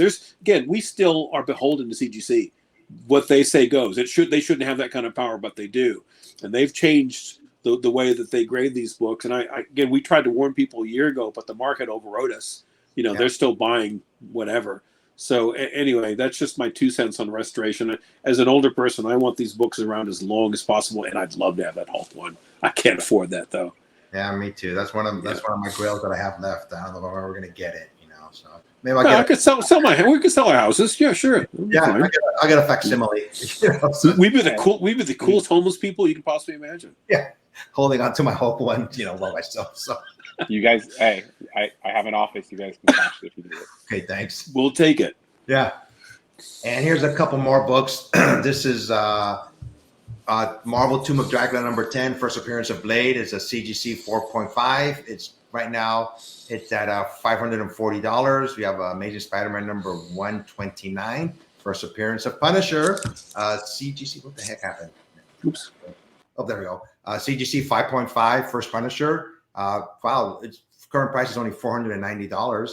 And then we have Invaders number 1, CGC 9.8, and White Pages near mint, $307. And next we have Swamp Thing number 1, CGC 8.5.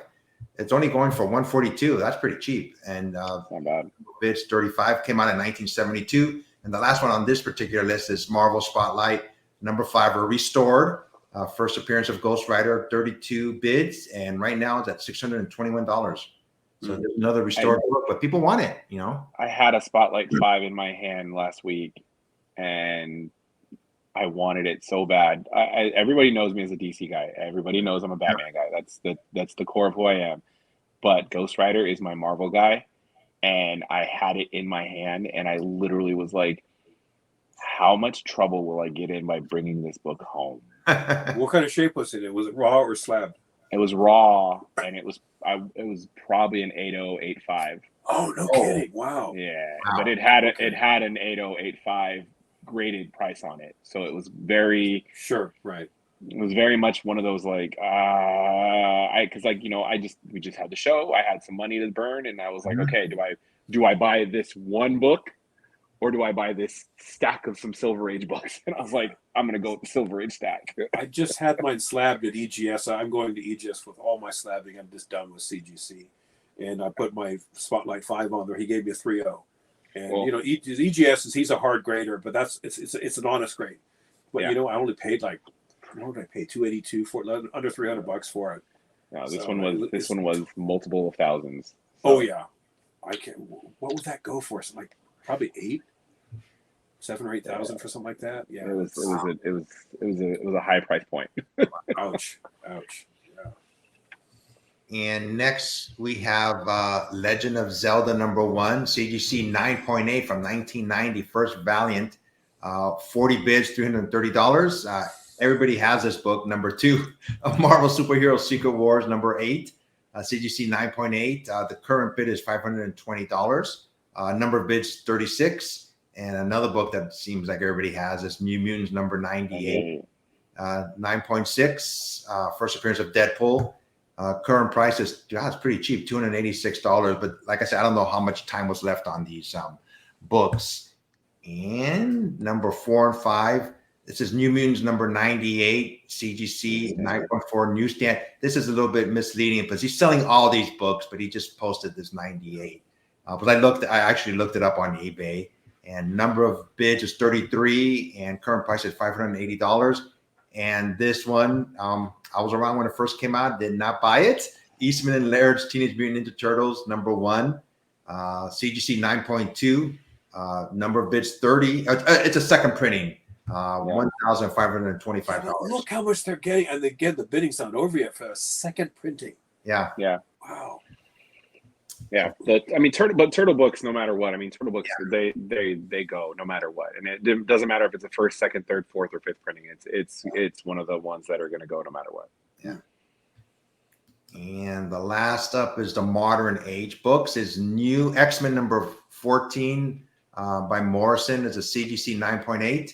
First appearance of Cassandra Nova, who is Professor Xavier's sister, and number of bids is 72. Current price is just $67. And Batman Adventures number 12, high grade. First appearance of Harley Quinn, 9.6.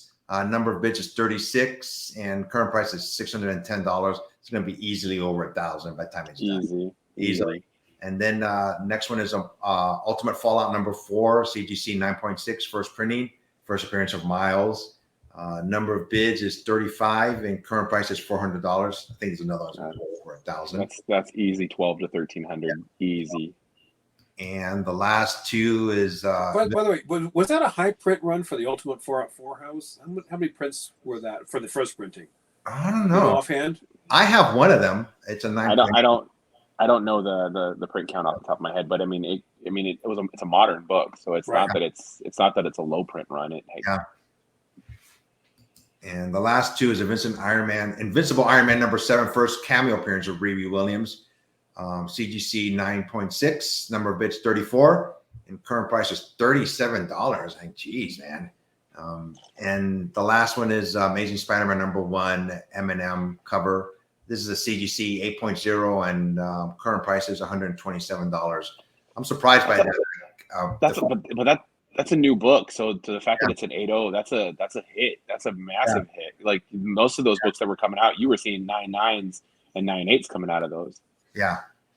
I think Hood Rat has it right. Riri, love is over for now. You know, I'm surprised by that, to be honest with you. You know, I thought it'd be more popular, you know, but yeah. If she comes out of the movie, she'll probably get a little bit of a boost, but I don't think it's going to get a lot. You know, I don't think this character is as popular as we all thought she would be. And these are just things that I got from Cover Price. This is a website. It says today's weekly movers. These are books that are, you know, popular and weekly movers on Cover Price. Figured I'd show them really quick.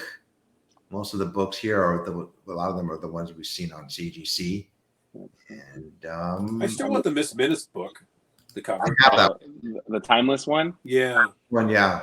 I think that's by Humberto Ramos, if I remember. It is. I think I had one that was signed by Tara Strong. Oh, wow. And it sold, actually, yeah. Mm-hmm. And next up, these are just books that they call them shakers and movers. And this one is Game Boy issue number 1. And it's a high grade. It's getting about $325, which isn't bad.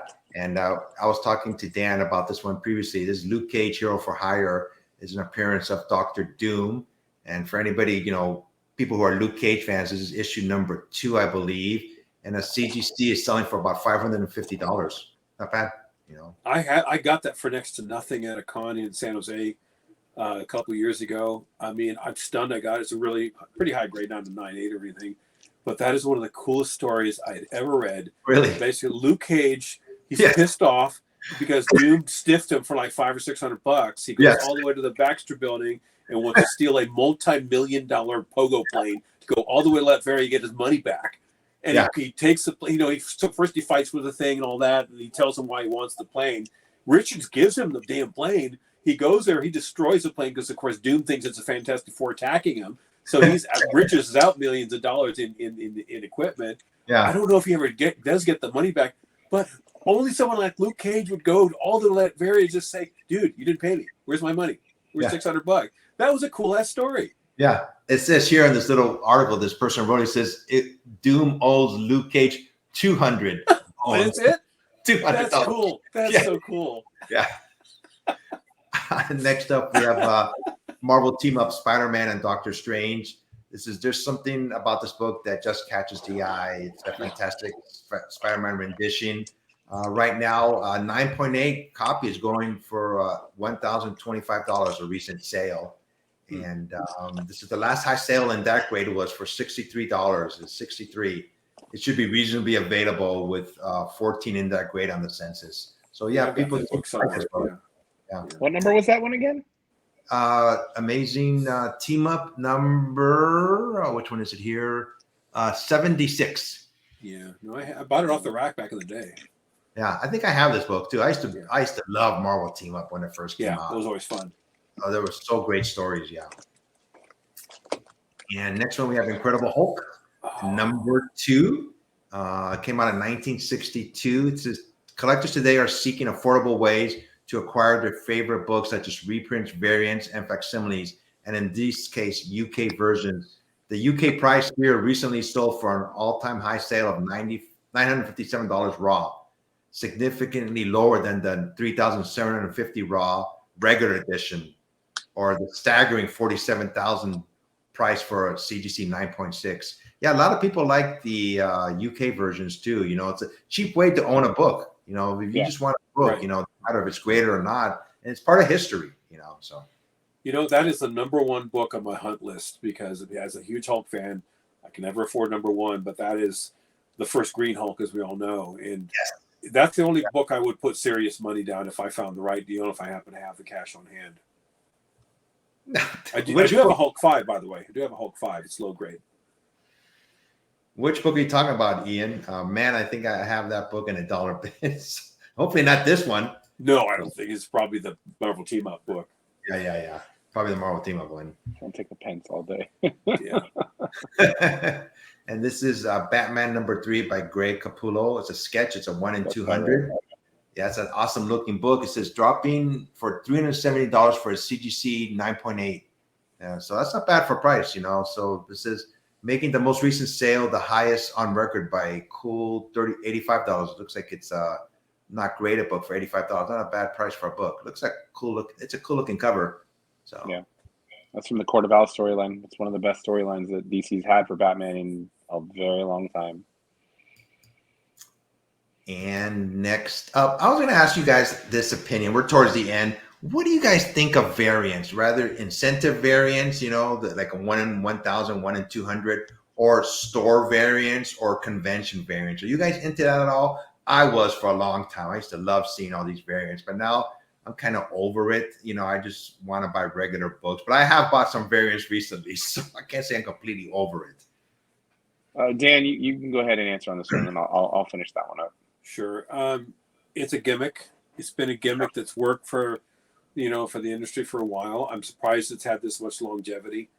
But when you got to buy the 1 in 20, 1 in 125 just to get the cool cover, to me, the cover's got to be super, super cool to fork over that kind of money to get your hands on it. There's been a few I might be tempted on it, but overall, I think this should finally be go to the wayside. I'm not going to spend all that much money just for a cover. I think it's badly overpriced. Some are very, very cool, but it's like, I don't know. It doesn't really. If I'm going to put that kind of money into that, I'm going to get a Silver Age book. Yeah, it's become the norm, though. I mean, everybody does it. I don't know when it's going to go away, if ever. It's not an old thing either. It's still a new thing. I mean, it's not even been around for 10 years doing variants or secondary covers and things like that. So, I'm going to speak to the store exclusive covers. Right. I'm going to do one because I have enough people that are my friends, people that follow me, people that know me, that I will have my own store exclusive sometime. I believe next year is what we're working on. And, I know the artist who's going to do my cover, and I know what title we're going to go through and do it. Obviously, it's going to be DC. I'll give you $5 if you can figure out the book title. But that's what we're going to do because it's a way for me to build notoriety, also to build some excitement about the brand and the building that we're going to have and things like that. So it's a hype machine. It is. But if I can build one and use it, I mean, it's cool because then if you have the local market area that knows you, they're going to supply it. They're going to buy it from you. You can put some online and some people will buy it just because there's completists out there that have to have every cover for every book. But, you say it's a gimmick, but it's like, the covers are gimmicks, but it also helps publish more art for different artists. And I look at it that way. So I look at it as like it's helping me put my brand out there.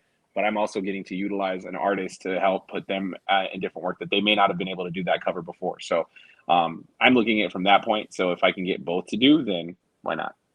Now, God, Nando, I have so many questions now. How are you going to market this? And do you have to buy a certain books or can you order more? But usually I always see them like 3,000, for sale, when I see people selling their variants, but do you have to buy a certain amount or do you just buy as many as you want to? Or how does that go?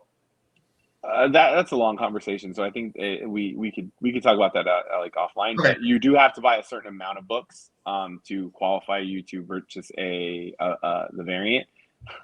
Appreciate that.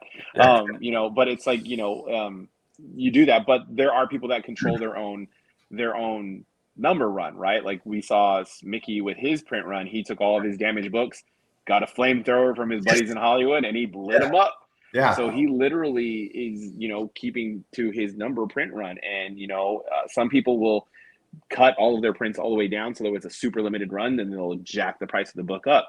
Yeah. If you don't do that, you have a longer print run that you're able to sell at an easier price point. For me, what I want to do is I want that book is in many people's hands as possible, because that's a giant business card that somebody's going to look at to know who I am, and they're going to see what I'm about. And if they're buying it at a show or from me directly, they're going to know and get to talk to me directly. So that's how I want to use it. I don't want to use it just as like a, everyone's going to say, oh yes, you do. You want it. It's a money grab.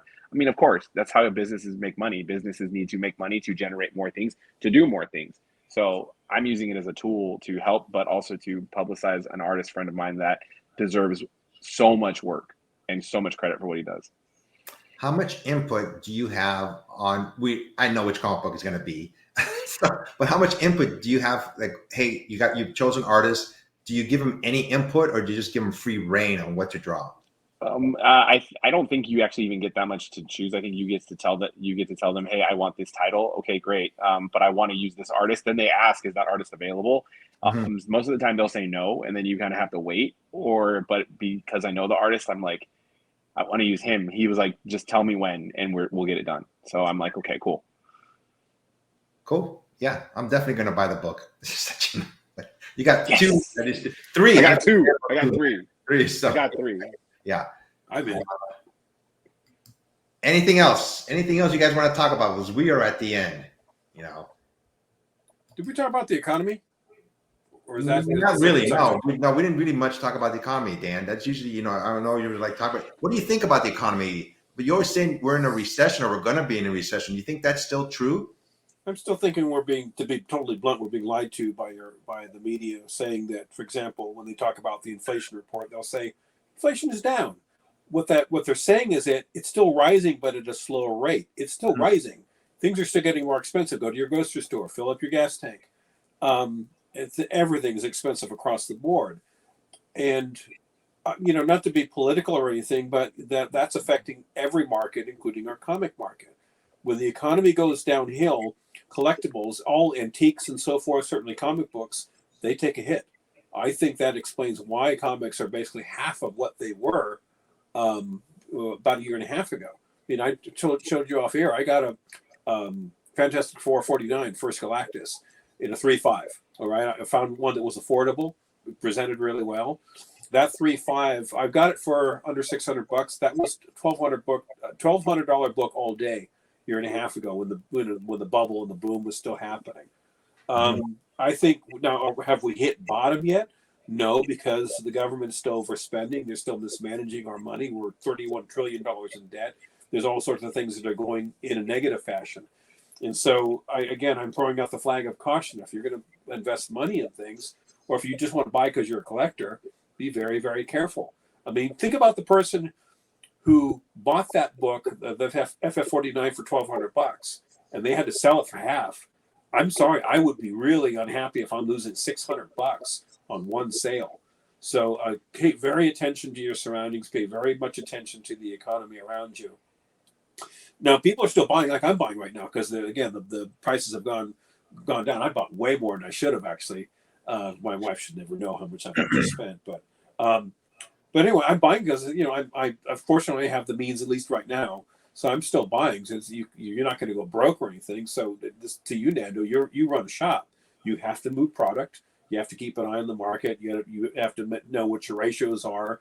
How much you want to buy a book and then turn it around and sell it. You have to make a profit, because that's why you're in business in the first place.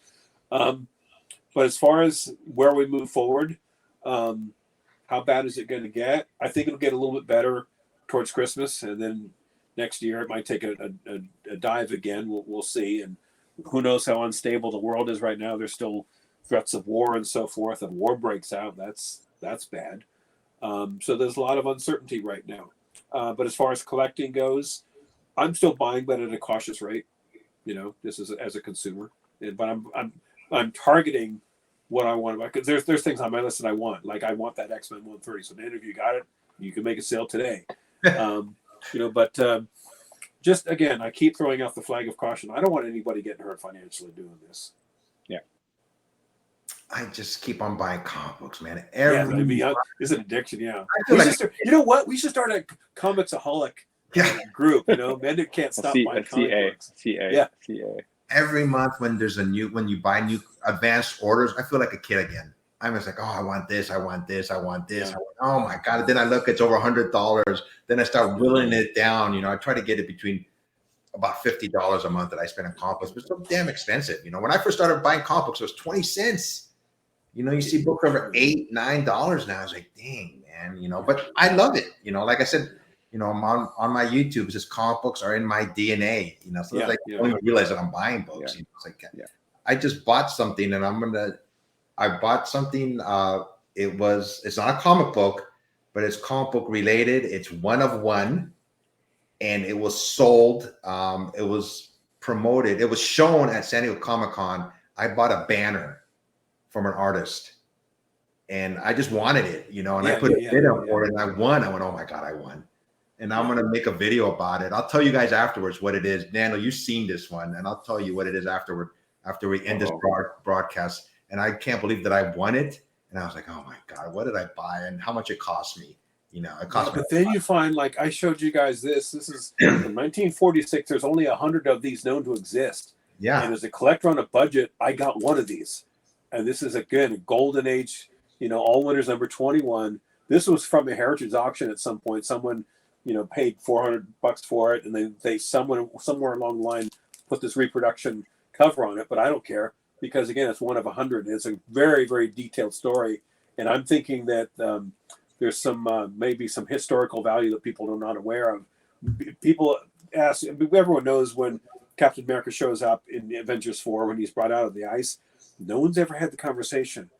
When did he go under the ice? In other words, when was Cap's last issue in the Golden Age before he comes back in 1964? I'm thinking it's this one right here. And here's another thing. This guy down here, the guy in the green cow, he's a time traveler. And he's green. Green in the book, he's got green and an orange hood. He could be the very first Kang variant. You never know. All it takes is somebody from the MCU to say, let's use this guy here. And again, this is an unbelievably rare book. So when it showed up for $250, I said, I'm taking it. Nice. Yeah. But you got to look. You got to be patient. You got to be patient. Yeah. And I would say right now, the one thing that has been solvent completely all the way through is Golden Age. Golden Age isn't adjusting right now. It's still maintaining its values. It's still maintaining levels. And so if you're going to put money into something right now, it's your major silver and your gold right now. That's where I'm seeing a lot of more money going towards. Bronze and late silver is going on the lower end, and they're going on the deal bins, but the rest of the big stuff is still maintaining. Dan, are you buying collections, or do you just wait for people to show up at your shop and say, I've got a collection to sell you, or a box of books to sell you? Collections. Like I go out and I try to find collections. So it's like, you can never have enough inventory. So it's always, what can I find and what can I get? I know you're a reader also, Nando. So whenever you get a collection and you get books and for your business, you have to sell them. Do you keep some? You must have to keep. I don't want to sell this one. Like, I sold you a book and I know you're never going to sell it. And you know which one we're talking about. Yeah. There's a couple that kind of sit with me still that won't move. But there are some that I said I would never sell and I did sell, and I'm like, I need to get that one back. Yeah. But the way I look at it is my inventory is my PC until it's not in my PC. So these are all my books until they're not my books. So that's what we want to do. We just want to put books in people's hands and make them happy and put joy to their life.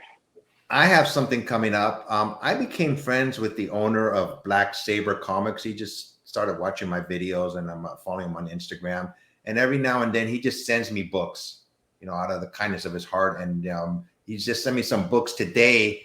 And I'm going to be doing a giveaway on my YouTube channel. So I was going to show him really quick.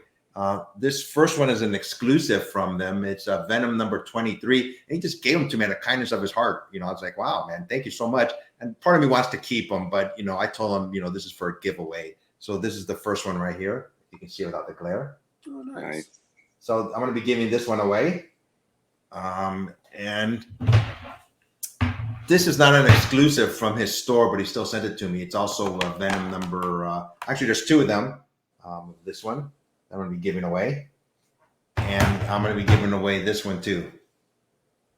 You can see it right there. Oh, nice.